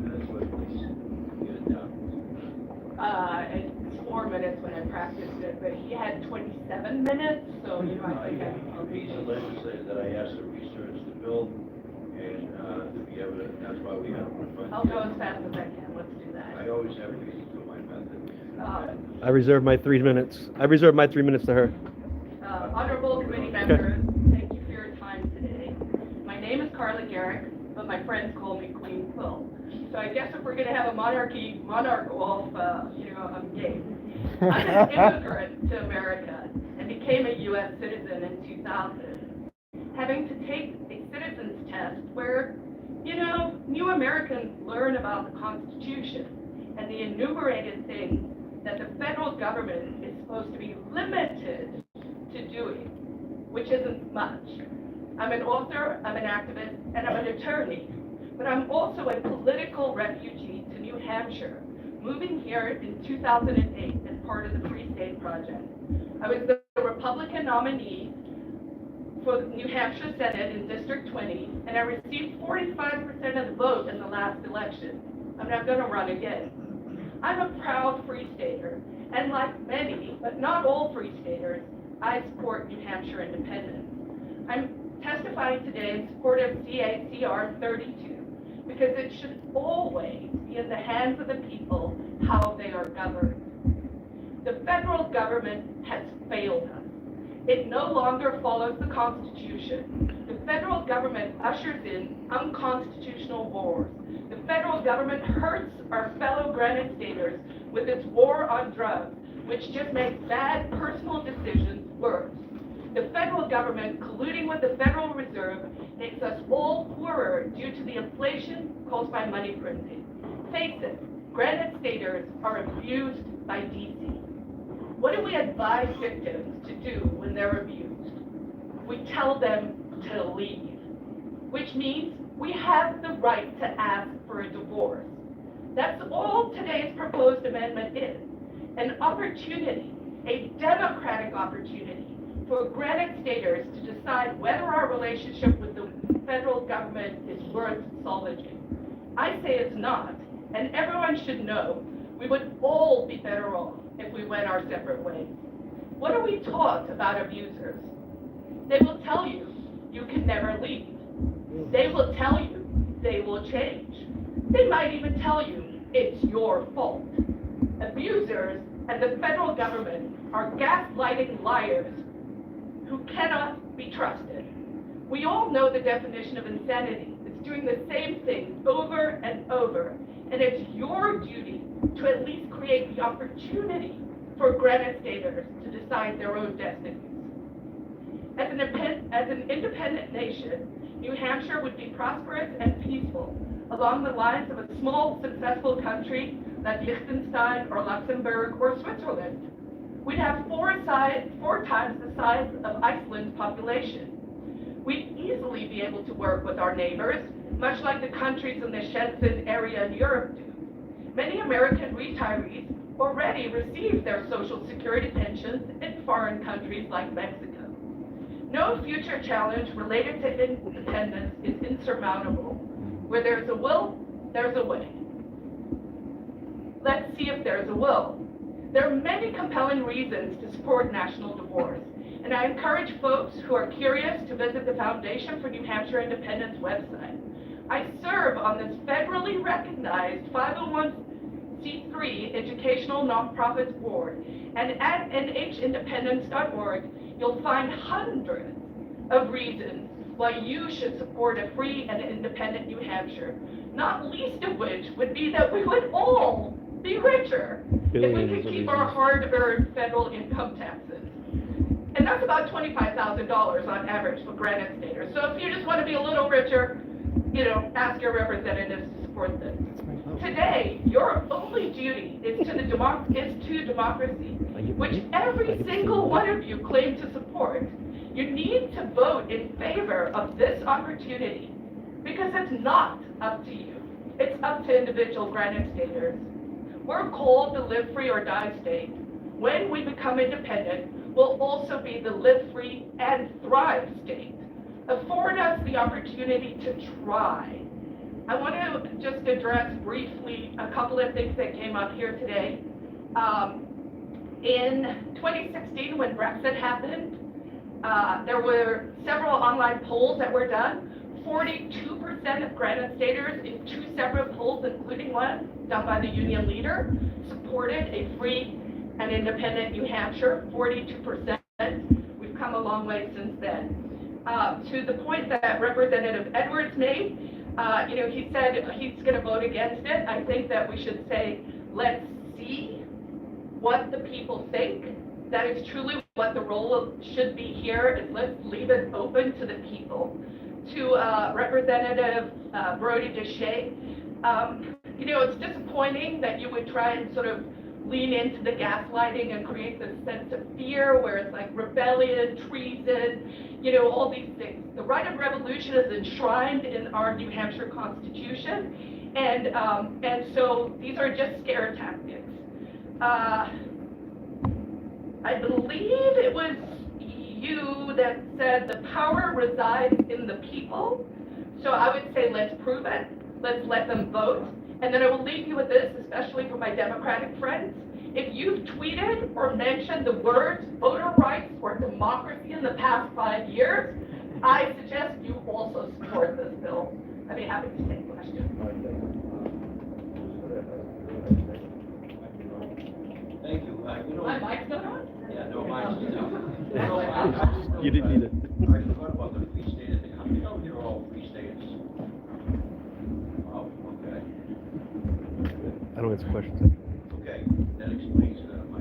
What's the relevance of that question? Well, the reason is because I'm just concerned with the free staters, because I know you do a great job on Liberty and how you go on freedoms and other things that you want, and drugs and everything else, and no regulations, I understand. So, Okay, I would quibble with the characterization there. Well, but I sure. just wanted to see how many free staters came in to testify, that's all, quite a bit, so, that's good. Okay, thank you. And then, sorry, I would just like to make one more note I forgot to mention. To give you a sense of what the federal government is, I sent a Christmas card to Ross Ulbricht in prison. He's in jail for building a website. He has 2 life sentences. Today, my husband went to fetch the mail, and he came back, and he said, oh, we got a letter back from Ross. And I was like, oh, isn't that great? I was kind of excited. The letter is a returned Christmas card to a man who will spend the rest of his life in prison. That is your government. I say no thank you.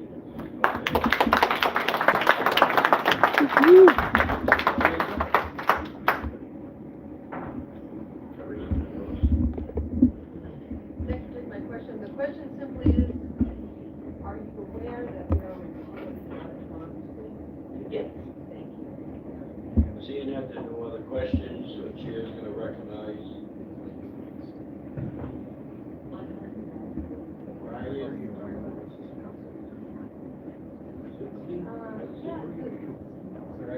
Yeah, Iraqi. That's Iraqi, okay. S-P-I-R-A-R-Y.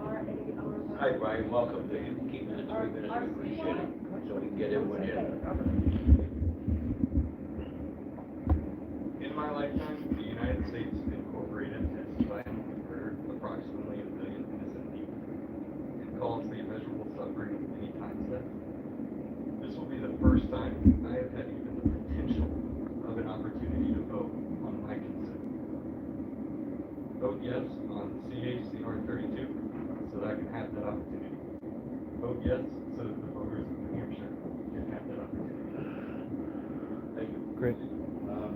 Seeing if there's no questions, thank you very much.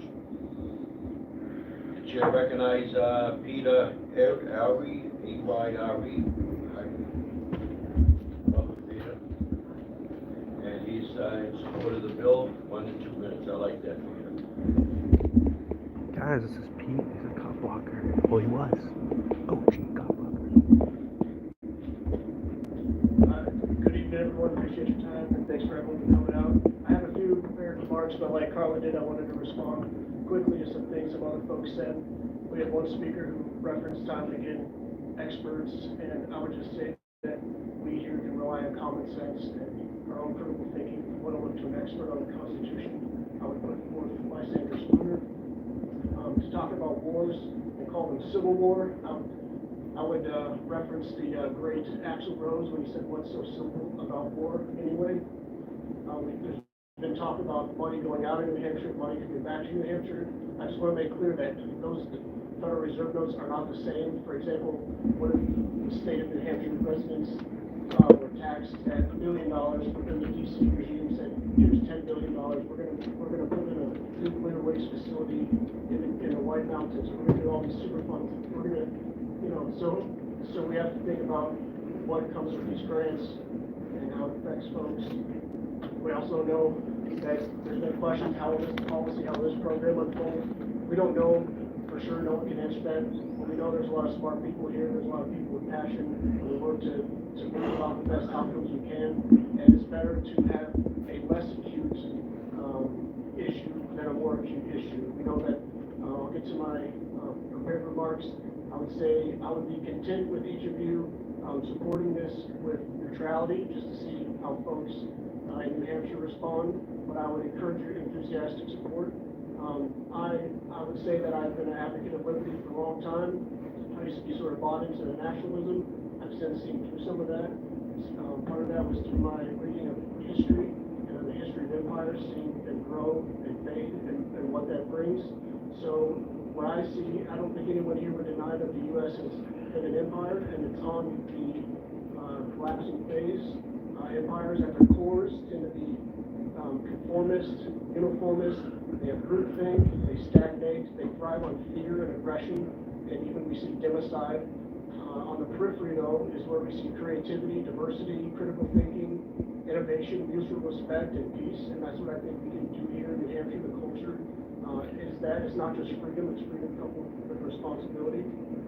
And so I would ask you, who best governs your life? I wouldn't pretend to say, I know I can go shopping for you, I can plan your vacation for you, all these things. We each individually know our preferences, we have the tacit knowledge relevant, we know our incentives, and the same is true, I think we here can govern ourselves much better than some strangers, even if they're experts, if they're geniuses, hundreds of miles away who claim the ability to do this for 1/3 of a billion people. We have an opportunity today to peacefully evolve away from that, and I think to speak to the gentleman, politics always lags, and there's been talk of independence movements in various states for years now, and we're seeing that become more serious, and I think for good reason, because the American empire is very clearly seen to be based on violence, and it's time we move past that, and we can do better, and it's possible to thrive while things around us are collapsing. Thank you. Questions? None? The chair recognizes Maria her husband. Go ahead, put your names in. You guys had questions about her? This is Aria, a co-host of Free Talk Live, and she ran for sheriff under the guise of "fuck the police." Yeah, so I had this whole prepared statement, but not knowing it out. I'll probably, it's written down, so I'll pass it up at the end. But seeing as my family first came to North America in 1620, I think I'm probably fairly qualified to answer the question of what would these people think about what we're doing today? They'd be ashamed that anyone had the audacity to stand here and act like we have to be loyal to dead people. The dead people are the ones who govern us rather than us governing ourselves. Ultimately, this is a question of who governs who. Do the people of New Hampshire govern themselves? Are they governed by Washington, D.C.? Or are they governed by people who lived more than 200 years ago? And that's all I have to say. Okay, thank you. I was slightly thinking into my mind. Anyways, no questions. That sounded like a question. No, I'm just saying, I mean, I live a life, I'm retired, great, I live a life, I don't. You don't think the federal government governs you? No, not at all. So they don't write the laws to which you are compelled to obey? Well, the state of New Hampshire probably does the same thing. Yes, but does New Hampshire govern itself, or does the federal government govern Well, New New Hampshire? Hampshire goes to themselves, but they also, over the years, taken a lot of carrots. They take a lot of fighting. And they agree to certain things, which I totally disagree with. I didn't agree to any of that. How about assert our rights and Most of the people in this room have left this something. And of course, you all know that the state is not a home state where it deals with a legislature like this decision on behalf of the people. You know that, right? Do you truly believe the federal government doesn't govern you? Well, I'm not going to answer. I'm not going to sit there and keep going back and forth. That's a really sounds like a bad question. relationship. Can't answer the question. Then I'm sorry for you. You don't see the food on your neck. No, I don't. So, thank you. Who's next is, Chris, right?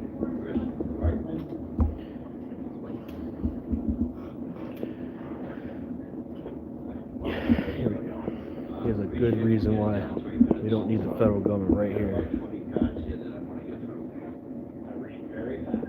Take a seat. My name is Chris Reitman, and I'm from Alstead. I'm a small business owner. I come here today to express my support for CACR 32. Most citizens may not realize that this is not our first rodeo. We spent 7 years in open rebellion against the Crown before we gained our independence. 7 years. The issue is whether the citizens of New Hampshire are better served by special interests in Washington or by you and Concord. New Hampshire no longer has a seat at the national table. Since the passage of the 17th Amendment in 1913, no state has any representation any longer at the national level. The three-legged stool envisioned by the framers is mutated. Now the central government has its president. The people still have their congressperson, who represents on average 708,000 people. But the Senate now represents the special interest groups. $75 million campaigns for a Senate seat. Really? That change is significant. It strategically altered, it completely altered what we signed up for when New Hampshire joined the Union. It's not the same country that we agreed to sign onto. It altered the structure. My question is this: if New Hampshire was independent right now, let this be your mindset. We are in an independent New Hampshire, and a bunch of guys come from DC, and they're going to pitch us on joining their government. What would the pitch be? Do you like huge monolithic bureaucracies? We have to borrow just to do what we do, but we still choose to do more. How about decisions made by special interest groups and corrupt politicians? Do you like that? We're going to have wars, and we're going to send your sons and daughters into wars that we can't even afford to pay for. We're not even going to follow the Constitution when we do send those in. But you are going to have to follow what our regulatory behemoth says you must do. And you're going to pay for it. We're going to tax you and send all that money to DC. What do you say? It's insane. The people of New Hampshire would never take it. If you look at the state of the United States today, you couldn't sell it to the very people we're talking to. Do any of you seriously think that this whole talk of national divorce that's occurring across the country, not a day goes by in my news feed when it doesn't pop up, when another article written or another editorial doesn't pop up, where people are wondering whether people are best served by DC. This is a question. It's not a question that we're just asking here in New Hampshire. A bunch of crazy free staters and people are just asking. It's asked all across the country. Besides the failings of government, our country has devolved into political parties, always at war over power, oligarchs who pay the price of play, and those who are forced to pay the bills, and that's you and me. There is bipartisan support for a national divorce, and I suspect we have the same bipartisan support in the people of New Hampshire. I think you need to give them the right to see that question. And that's what's that's all right.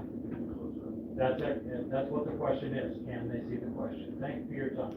Thank you. Appreciate your testimony. Is that right?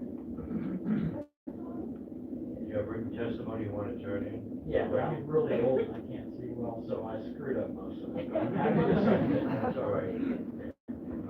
We're old too, and we, don't worry about it. Thank you. Okay, Bonnie Cruz. Welcome, Bonnie. In 2 minutes. Thank you. Hi, go ahead. You said you were a Marine, and you don't believe the federal government. Excuse me, if anyone served in the Marine, we are. Okay. All right, you said you are, and somehow still are, but the federal government doesn't run your life. So this must mean you're just okay with things that I'm not okay with. Wars all across the world, every day, people dying. My dad was in the Army for 26 years. By the way, that's why I'm a free stater. I don't have a state that I'm from. I moved every 3 years of my life, and I chose New Hampshire because when COVID happened, and I lived in Texas at the time, Texas just rolled over, and I heard on the radio about people in New Hampshire, free staters, who were deciding we're not going to just roll over and take it, we're going to not listen to the rules that are going on, ruining people's lives and businesses and livelihoods, and that's why I moved here. I haven't had to change my life a bit since I moved here, because there are people here who are moving to New Hampshire because New Hampshire is supposed to be the liberalized state where we don't just take crap from people who decide that they can control our lives. That includes the federal government. The federal government was never, I've never voted. Never voted for the federal government to exist. Well, I was just born into it. I didn't get to sign a contract. There's no implicit contract.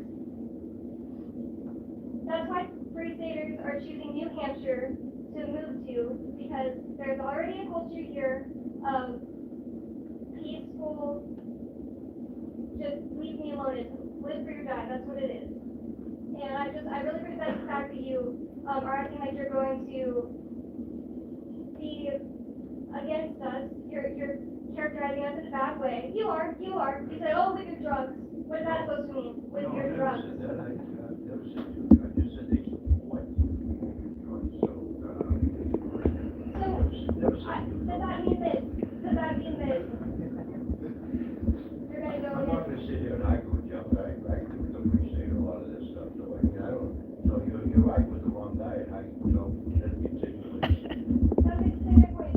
My dad was in the Army, and he had to go through a lot of crap and do a lot of bad things. My grandpa was in the Marines, and he was in Vietnam, and he had to kill school children because of the federal government, and it's ruined his life. He's in absolute shambles. He's, a ruined human being because of what the federal government is making New Hampshire people pay for every day and fund. And we just don't want that anymore. We're just asking you to allow us to vote, to have the opportunity to not fund that. Okay, thank you. And I want to thank your father for his service here, for making sure we brought him over there. Well, my dad wouldn't agree with the way you're treating people. Yeah. Okay, yeah, thank you. Have a nice day. You want kids to die overseas? That's what you just said.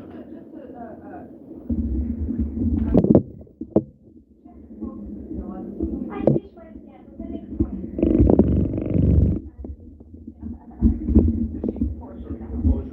No, I support the bill. I just said I want you to vote to pass the bill.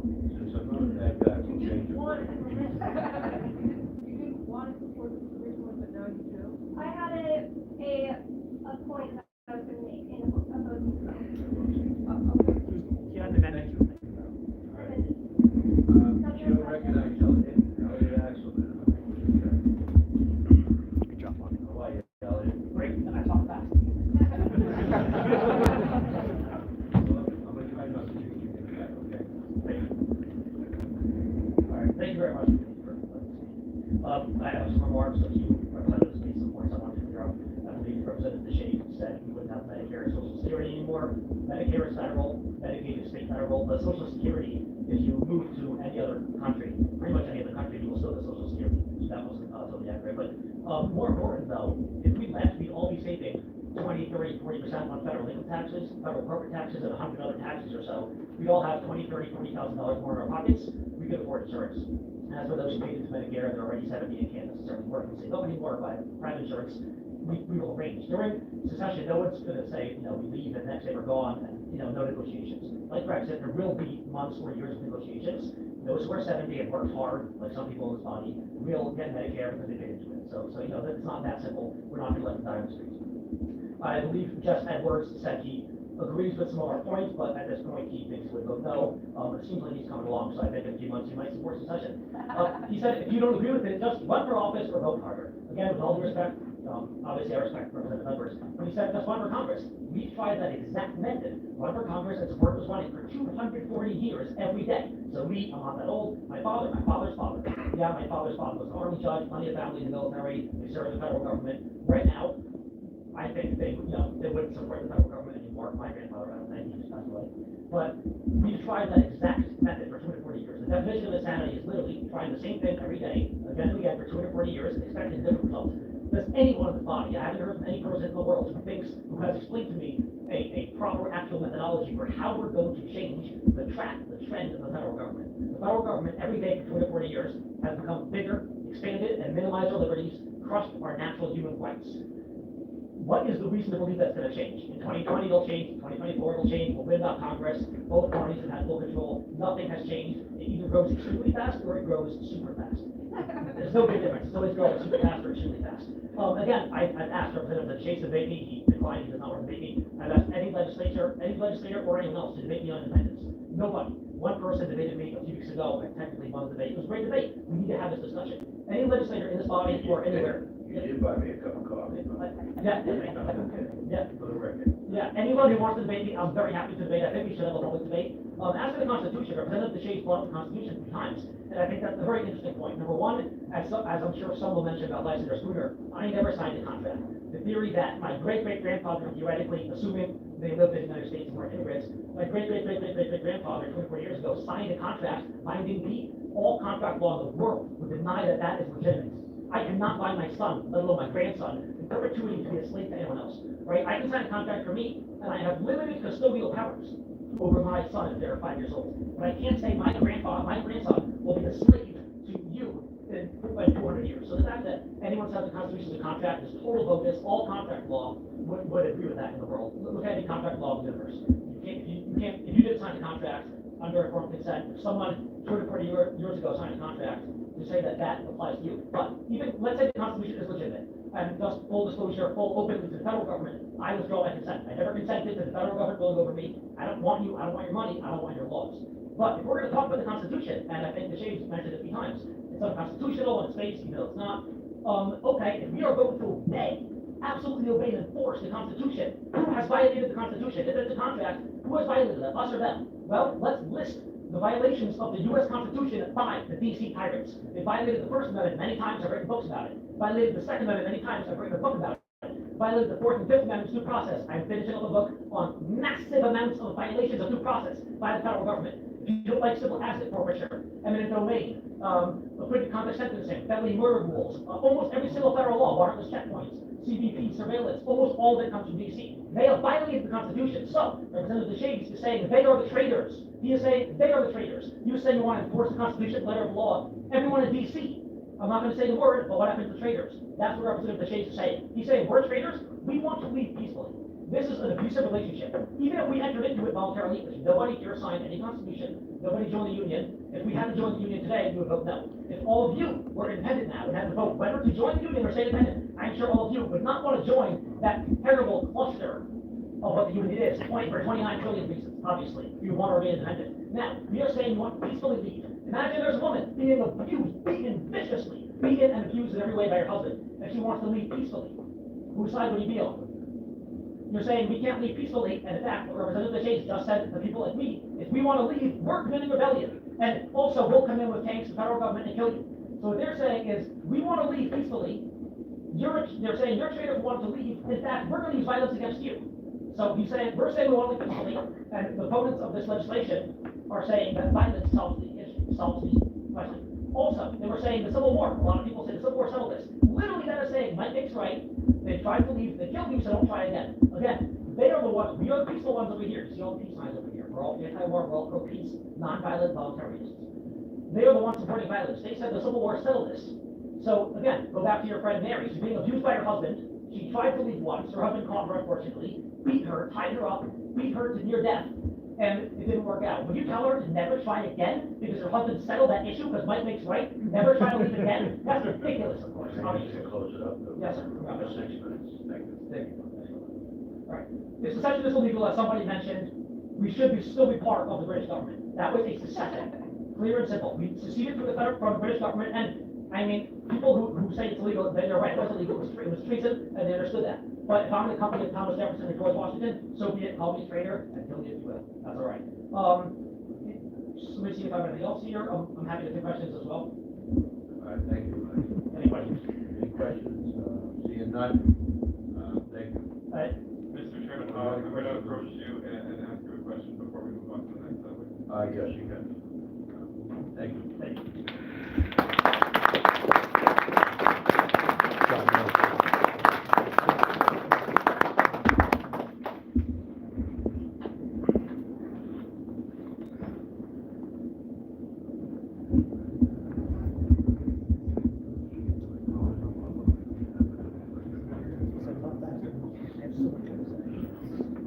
The chair recognizes Justin O'Donnell, and he supports the bill. 2 minutes. I like you, Justin, already. 2 minutes. Right. So the good of my committee, we've been sitting here since 9 this morning, 8 o'clock. Go ahead. Honorable members of the committee, thank you for hearing testimony from myself and others today. My name is Justin O'Donnell. I'm from Manchester. And some of you may know me. I've worked with some of you. I've worked with many members of this House on legislation access in the past. I've also worked against it. Some of you on both different sides, depending on the issue. I come to you here today on an issue, not on a partnership, not on a side. I came today not knowing what I wanted to say, just where I stood. And Representative Baltasar has asked us not to be repetitive, so I just want to take a moment to comment on Representative Deshaies' remarks earlier regarding the Constitution. He spoke a lot about the U.S. Constitution and its ramifications. However, I feel compelled to agree with and speak to what the Senator Spooner wrote in No Treason, the Constitution with No Authority. And he says, but whether the Constitution really be one thing or another, this much is certain, that it has either authorized such a government as we have had, or has been powerless to prevent it. In either case, it is unfit to exist. What we are discussing is a measure to allow the people of New Hampshire a voice in whether or not they would reject subservience to a document that has failed to protect their rights. He also insinuated that you could be considered to be in rebellion simply by voting in favor of putting this question on the ballot. Well, to be frank, the line between sedition and patriotism is fine and often blurry. It is the duty of those people who call themselves patriots to oppose the expansion of overreach of tyrannical governments at every step. And when standing up for your individual sovereignty crosses the line between patriotism and treason, it's not you that's gone too far, it's the government that you're opposing that has overstepped its bounds. I urge you to pass this measure and allow the decision to be made not by this body, but by the people of this state directly. And to address the question Representative LaBranch had asked earlier in the day, why don't we pursue a measure to allow people to simply have a referendum on the ballot? We've tried, and this body refused. And state reps in this body testified against a constitutional amendment 2 years ago that would allow citizens of New Hampshire to petition a referendum onto the ballot, and the arguments made were that the people were too stupid and uninformed to be that directly involved in the legislative process, and that this body was loath to cede that authority back to the people. So it was this body in this House of Representatives that kept that power from the people, and that's why we pursue it now as a constitutional amendment. Thank you. I want to wrap up. Thank you, Justin. Do you have a question? Can I have that testimony, or did you set that? I'm sorry. I've been writing it as we've been going. I'll Okay. send you right now. Can you take that and email that to our committee? Yes. That would really be great. Representative Lofton has a question for you. Yeah, thank you for taking my question. And I preface it by just saying this has been very, very interesting for me to get a better sense of how other folks are looking at things. So wheels are turning in my head. I want to ask you, and maybe somebody else can speak to this, if New Hampshire were to become independent, what other countries in Europe, who would you see this new sovereign New Hampshire aligning with, connecting with, or aligning, or not necessarily aligning, but who would this new entity connect with outside of the United States? Is there a country that would have a similar type of political philosophy that this new sovereign New Hampshire would connect with? I'm just wondering. Liechtenstein, Monaco, there are small nations scattered across Europe that have governed themselves independently for centuries without a larger empire to protect them. There is no sense to an argument that secession or the breakup of the United States need be a violent breakup or anything other than an amicable national divorce. Should the United States break up and sever, whether it's just New Hampshire or New Hampshire, Texas, California, Alaska, any of the other states considering secession as part of the national divorce, there's nothing to say that a compact between those states and a mutual defense treaty and mutual trade treaty couldn't be reached in an amicable and peaceful manner as part of the secession process, the negotiation process afterwards. We saw with Brexit that the United Kingdom wanted to leave the European Union, a union very similar to the United States, where sovereign states joined in the Economic and Defense Act, that those negotiations were approached peacefully, while contentiously, peacefully, and the United Kingdom was allowed to leave. And even when the United Kingdom left, one of their own provinces, Scotland, decided they wanted to have their own referendum to leave the United Kingdom and go back, which failed. But it showed that a peaceful process can occur. And those processes happen through negotiation and talks and public involvement, not through backdoor deals and closed-room bureaucratic processes. Follow Connor real quick. Yeah, so again, the wheels are turning. I'm thinking about borders and tariffs and what if other entities, countries put tariffs on our products, or would we put tariffs? I mean, there's no answer tonight. You just got us thinking about this in ways we haven't thought about it before. And we'll have more questions later. But anyway, thank you. Thank you, Justin. Question?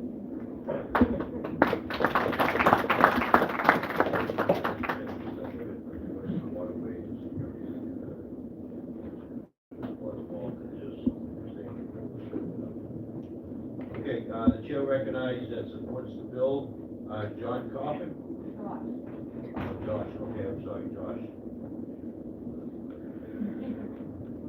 I think you just walk. Did he? It's right here. Right here. Oh, he's right there. Hi, Josh, I appreciate it. See, I'm sure, I'm gonna try, please, Yeah. get under 3 minutes. I'll try. Thank you. Thank you for letting me speak here tonight. It's your privilege. One thing that hasn't really been talked about is the perspective of some of the history here. So when America first started, each state was an individual country, and we were a confederation of states. I didn't write anything down, obviously. I normally don't speak, so I'm trying to not see it. Take your time. Very good.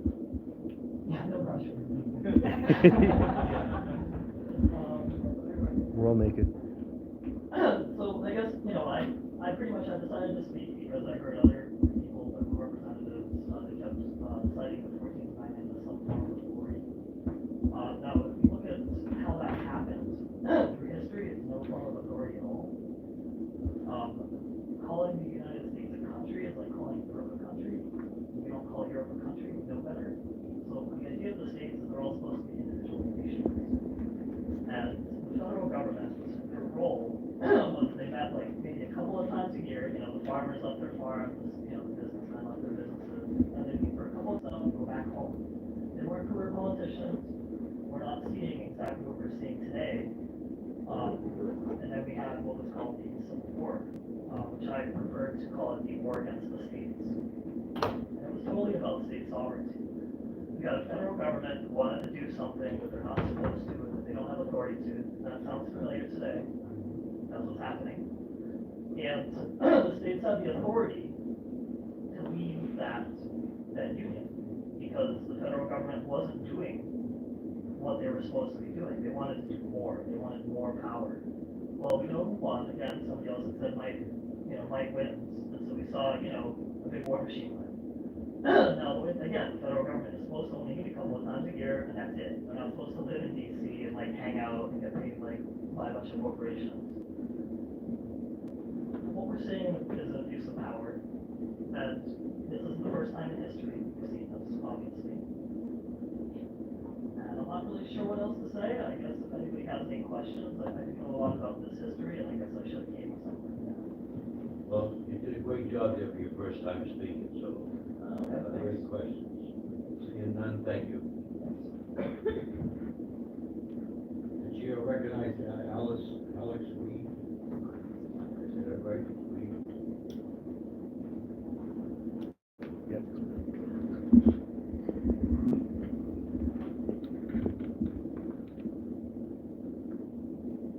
Welcome, Alex. Thank you.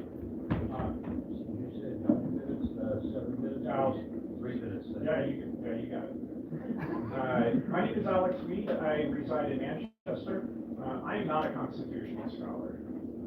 I want to speak on financial matters.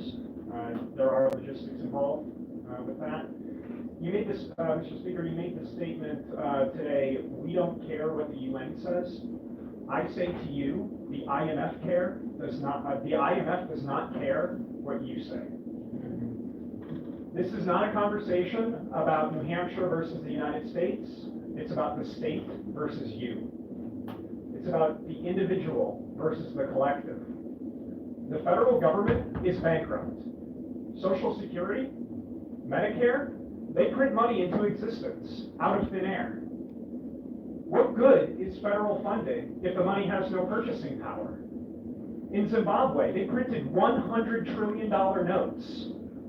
It was better to burn the money for its intrinsic heat content. We're getting there. If people want to do further research on this, they can go to fred.stlouisfed.org. Look at the M1, look at the M2, look at how much money they are printing. Democrats, if you really, truly wanted to help people, you would advocate for honest and sound money. We're not getting that from the United States. The chickens are coming home to roost. You will not be able to stop the financial crisis which is about to beset the world. The death of the dollar will be the second largest event in human history next to the birth of Jesus Christ. It literally does not matter how you vote on this issue. The United States government is collapsing. This goose is cooked, and you cannot save it. Out of this chaos, a new world order will be formed. Your vote will decide whether we submit to globalist tyranny or whether we embrace individual sovereignty. What sort of order do you wish to create? I don't know about you, but I've already voted in my heart.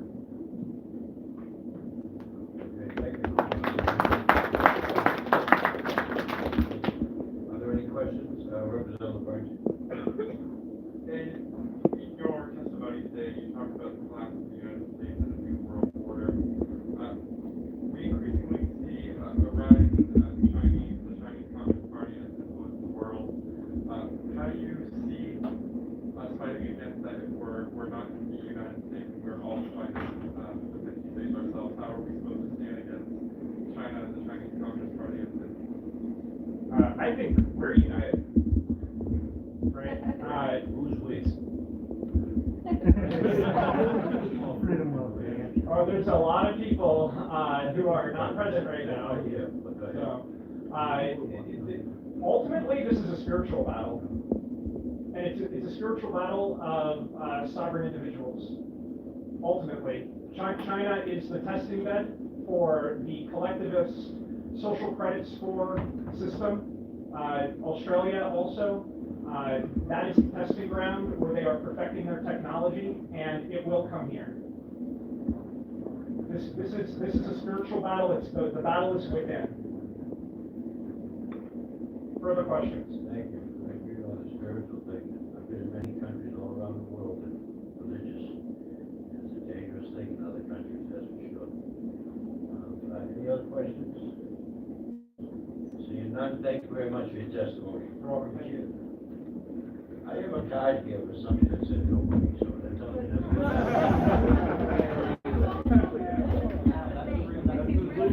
That's your legal name? Yes. Oh, I apologize. Okay, hey, nobody. It's nobody. Oh, okay. But hey, welcome, nobody. I am nobody, hear me roar.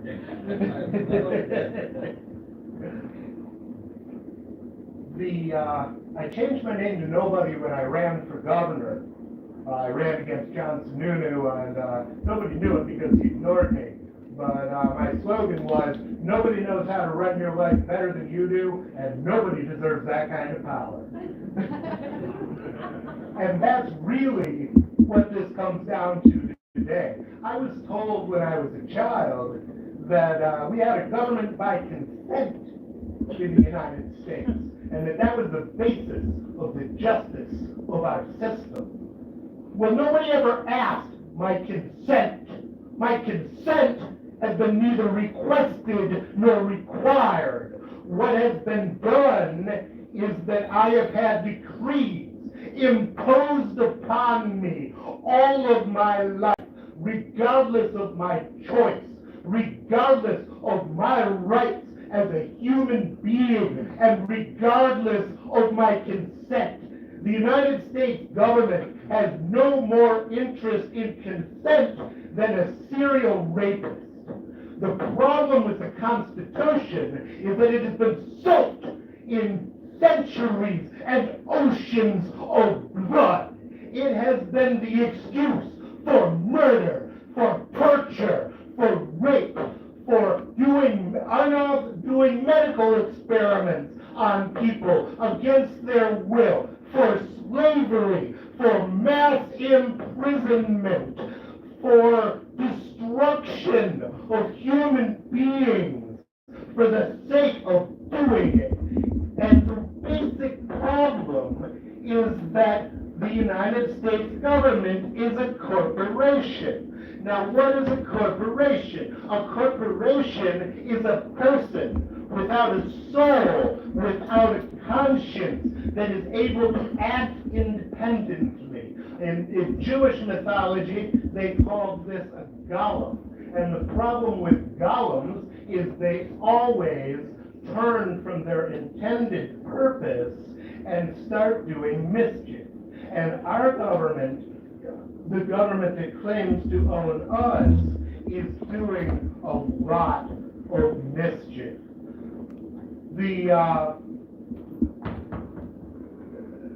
There is absolutely no way to justify forcing people to pay for wars to which they are morally opposed. There is absolutely nothing that could possibly justify forcing me to pay for the imprisonment of my fellow citizens when I think they have done nothing wrong. There is absolutely nothing morally that can justify forcing me at gunpoint to fund the lab in Wuhan that may well have developed the coronavirus and released it, either accidentally or intentionally, with or without the cooperation of the sainted Dr. Fauci. There is absolutely nothing that can justify forcing me to put a drug in my body that I don't want. I guess you're close enough. I'm getting there. So that is basically the problem here. When you force your will on other people against their consent, you are doing something wrong, and nothing but evil will ever come from that. And when you look at the rising hatred between Democrats and Republicans, and it is hatred.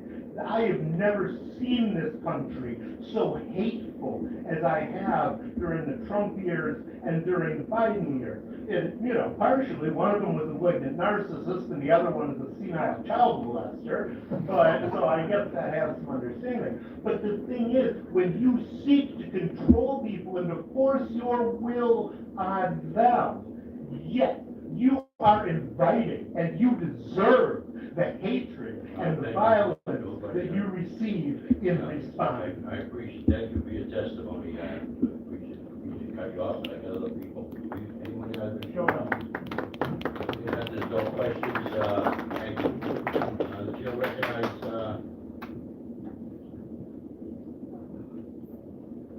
Will Kelly.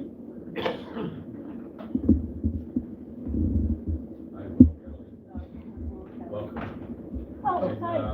Will. It says, Will. Hillsborough? And then Kelly. All right. Yeah, Hillsborough, yeah. And, 3 minutes, please.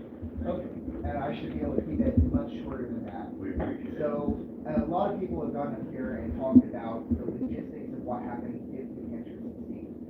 There's of course issues that have to be worked out, things like that. And really, I think that is at the heart of what this is right here. Right now, we're not talking about whether anyone in this committee thinks that New Hampshire should succeed. I think there's some very good questions and reasons people should be skeptical of that.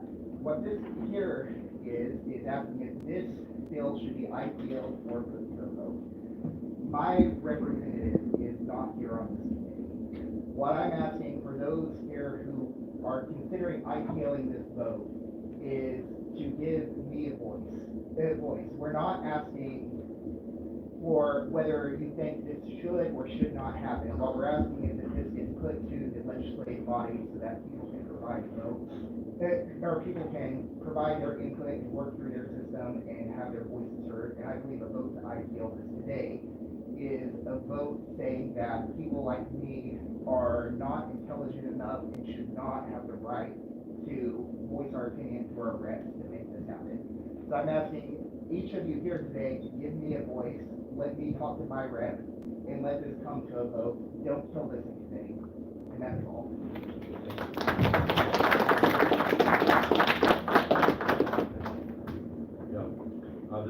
By the way, whether it comes out of your ITL, just your own information, or on the past, it goes to the floor, it needs 2/3 of, the vote. All right. Yeah. So, one way or another, it's gonna go to the floor, and everybody is gonna vote. Roll call. Three votes on the floor. Yeah, it's a constitution, yeah.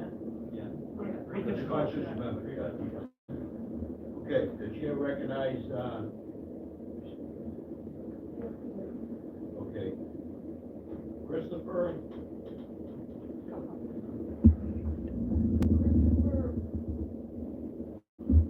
Looks almost like Gwyn, from Emerald Street.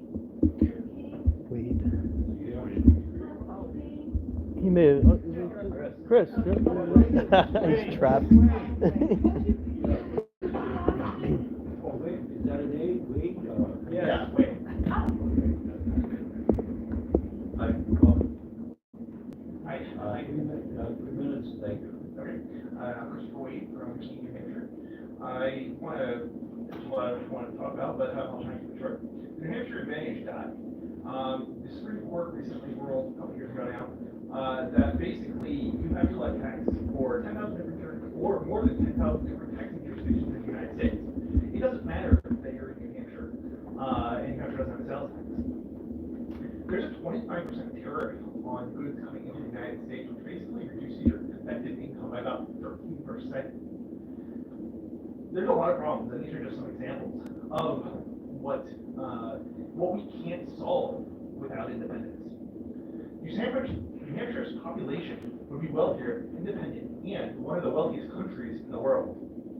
71 to 70% of the population in New Hampshire supports independence, according to a Union Leader poll. That's 4 times more than any other independence movement in the United States. That's, I believe, even more, or basically around what Canada independence, Quebec, I believe it was. So there's actually a good chance that this could pass if those numbers are accurate. And obviously it's not a scientific poll, so it's hard to tell, but I'm also comparing against unscientific polls. So if New Hampshire's constitution authorized joining the United States, it must be the case that it can authorize leaving the United States. This is the peaceful solution to independence, not the violent version. And I would encourage you to vote for this amendment, else we risk things getting out of control. You can only repress the population for so long. If independence is impossible, that is all the more reason to declare it. That sends the message to DC that we will not sit idly by and do nothing. If the DC invades, we will gain economic prosperity. That's exactly what happened in Afghanistan. Explicitly because this is not a war, and troops on our streets would help us economically. They would contribute to our economy. Nobody has proposed a war. Nobody is suggesting war. What we're suggesting is that we declare independence.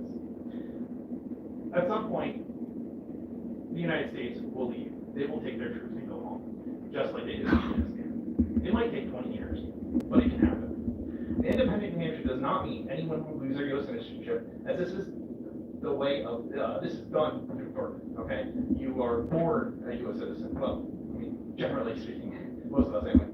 And you wouldn't lose it just because you are now also a New Hampshire citizenship. Now, people born after independence would only have New Hampshire citizenship, but again, that's not really too much of a problem. Nobody would lose their Social Security because it's not where you live that determines that. It's based on how you pay into the system. And I know many people who live in different countries who legally collect on their Social Security. This amendment does not solve every issue. This is just to ask for us to let the citizenry vote on independence. And the details are left to the courts and legislators to decide through law to resolve any conflicts that remain. Certainly there will be issues. Independence is messy. Those who support those who support independence are still supporting democracy, or you wouldn't be here right now. Those who are violent aren't here, but they exist already. And peaceful people can also become violent if things continue down this terrible path. And we have been heading that way. I ask you not to create a situation that would move peaceful people to violent revolution. The U.S. waging war against New Hampshire would result in significant economic harm to the U.S., just as it would harm New Hampshire. This is not Afghanistan, but even those with few arms are successful at winning a war against the United States. Many countries have divided without war. We can do the same in New Hampshire. Well, thank you. And one thing that you said about Social Security won't lose. So you're saying here that we'll keep our ties, if this passes, keep our ties with the U.S. and Social Security? Social Security doesn't go away. I mean, it's Contracts. not based on where you live. So if you pay Let me rephrase that question. Will people be required to still pay into Social Security? No. So, okay, what would happen? And answer me in real quick if you can. What would happen to all the people that are 55, 50, 40, 60, that aren't 65 yet or whatever, that pay into the system? What happens to them? Still get it up until the point in which they stop paying it. They will get it. Yeah, that's how that works. Yeah. And we have such strong economic ties to the United States. The United States would be crazy if this isn't Afghanistan that they're invading. They're actually hurting themselves because we're so closely tied economically to Boston, to the United States, even after independence. Okay, thank you. The chair recognized Sean Baba.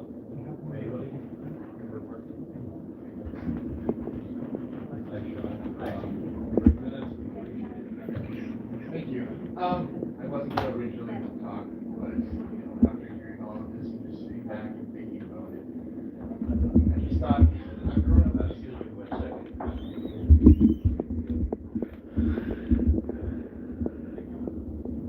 Okay, go ahead. I grew up in this country like everybody else, just thinking, well, most people, thinking, America is a really, a place where we do things different. We embrace democracy. And I think everybody, Republican or Democrat, can say we really, we believe in democracy, what that form of democracy is. you know, you do the right things, everything's gonna work out, we're the greatest country in the world, and all those things. Over the course of my adulthood, especially in the last 8 years, you kind of lose some of that luster on those things. And being in New Hampshire, I've seen that things can really work at this level and are doing well. It's kind of restored my faith in the systems.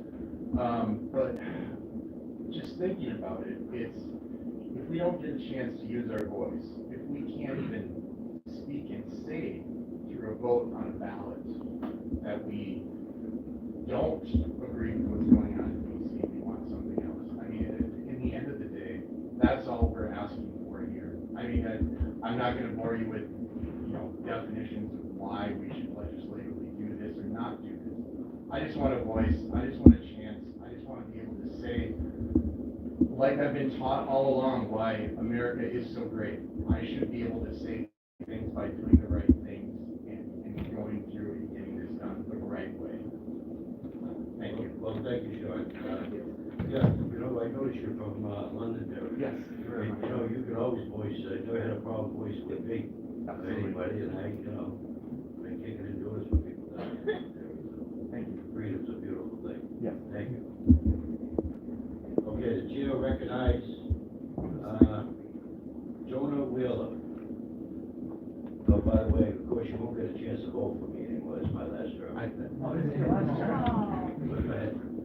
Exciting state rep. All right, well, I want to work with my team. I know if you agree with them or not, I mean, it's exciting. Thank you, Member Alzaro, for having me here today. I oppose this legislation for a number of reasons. One of most is I love this country. And I heard that a lot from the other side, and we love this country so much. I love this country so much that I want to fight to make it better. You know, as a black person, I don't identify, but like as someone who has faced the worst in this country. That's what I was going to say, right? Thank you for well said. But as someone who has faced the worst in this country, as someone who has been homeless, who rents, who has had a house fall through, who doesn't have health care, who has gotten the short end of the stick in terms of this country and what it has given me, I can tell you that my passion for the country and fixing it only grows the greater my struggle is. The more struggle that I have, the more I want to fight and be here and say, look, we should focus on those poor people who are actually lifeblood of this country. We should focus on the people who, you know, a lot of these people here today, who are angry and upset about the situation that we are in. Inflation, all of these things, wars. I think we agree on those situations. So why wouldn't we be here today condemning those wars, trying to pass legislation to affect change in terms of how we reduce inflation or something like that? Why would we focus on issues that are making people angry and not try to create a whole other divisive issue like seceding from the union? It's the solution. Like a waste of time to me when there are serious issues that could be addressed not by the federal government, but right here in the state legislature. We can be focusing on those issues, condemning the federal government, whatever it is. There are things we can do. We have the power here in the State House. We have the power as people. I agree, the federal government is quite tyrannical. It's leaning towards dictatorship. That is a scary thing. That is a terribly scary thing. So let's stay with it. But I don't want to leave the United States of America just because some people who are at the head of the United States of America are twisting and manipulating what the message of that country is. We lost our country. This is not our country. We lost it. But we can bring it back. Seceding is not how we bring it back. Fighting for it is how we bring it back. Honoring what the people who died in 1776. I mean, you were a Marine. You signed up and fought. We have to honor those people by fighting for what this country stands for and restoring the soul of this country, restoring liberty, life, and pursuit of happiness that is entitled and guaranteed to every person there. Thank you, Mr. Alcantara. Well, you know, thank you, I appreciate that, on your conversation there. I agree with you on your comment that we, you know, we fight for what's right, and like I said, something's been all around the world, and seeing how people want to get religious groups, and other countries want to kill Americans, whether they like it or not. But unless you've been there, done that, you have no clue. So I kiss the ground I walk on in this country. and appreciate every day of what I got because I worked for it. Not to give it to me.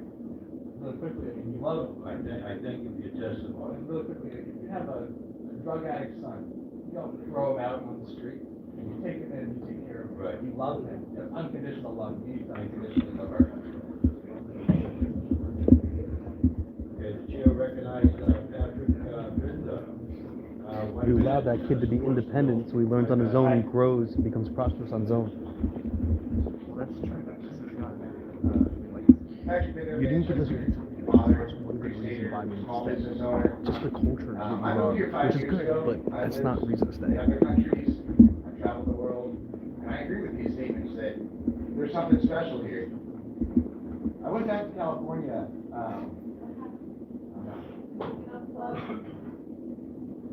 Is it written? So, I recently went back to California for the first time in 3 years, and, one of the reasons why I moved here was because I see the decline there. It's almost, it's just sad. It's sad to see. So I found myself on the beach, feet in the sand, watching a bunch of people walk by in their masks on the beach, and watching You guys, our battery's gonna die, so. all these I'll talk mandates. to I you know guys we went to later. a park, and it said that you had to wear a mask in the park. It's insane what's happening around the U.S. today. And we'd be delusional if we ignored it and said this is happening in some vacuum, or that that's not going on. We have to recognize the greater situation there. So when I heard about this bill coming up, I wasn't sure whether the time was right until I just got back from a trip in San Diego, because it's not good what's going on in the U.S. and all the other reasons, is that everyone in the U.S. is very delusional about the wars, about what's happening in D.C. It's easy with our prosperity to ignore all of it and just say, oh, we'll get by on the fact that we're doing so well economically. But that's going to come back. So when I saw this law, this CACR come up, I started walking myself through the process of what it would mean. And ultimately, this is just a question. Can the people answer it? That's all we're talking about. And this is the democratic process. This is the process. This is the peaceful process. Is getting people to answer that question. Because I've been following this kind of stuff around the world for a long time. This usually ends in violence. And the way it happened in the U.S., they said, we're going to be independent, and the king said, no, I'm going to come send soldiers there, right? It goes violent if it doesn't go peaceful, right? So we're trying to, everyone wants this to go peaceful. Everyone does. It's untenable. It's already violent. They're already attacking us. It's already that bad. And they're not our friends. People in California they don't give a crap about you and New Hampshire. And that's my impression, not just California, everywhere I've been. They care about themselves. They think their state's number one. They would love to exert all their control over you. And I think it's an abusive relationship that we need to get out of. While we can do it peacefully. I don't think this will, even if it went to the people, I think it's a 50-50 thing whether it would actually pass there. But we gotta let the question be asked, because if we don't, we're shutting down the peaceful option. And we can't do that. Because then that's already saying that's giving into the violence. And so we need to stick with peace. Thank you very much. Questions? If not, the chair is back, and thank you.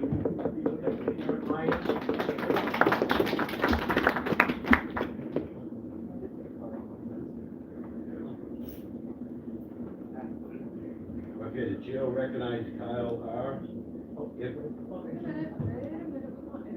Oh, I'm sorry, Aaron. Aaron Lyons. Yeah, Lyons. Sorry about that. Yeah, no problem. 3 minutes, and before you get started here, I have 3 cards left, so that's telling my committee that we're gonna be going home soon. So I appreciate it. If you're gonna submit a card, you get it in right now, I'll cut. That's it. Okay, thank you. Go ahead. Thank you. So I can trace my lineage back to the Mayflower and back to England, right? My family is very, very proud of that. I have a ton of military in my family. I have a ton of friends in my family that that are current and former members. I see the rot every day in the federal government and how it affects our soldiers and their mental health, all of that. I see the federal government playing mind games with us, their people.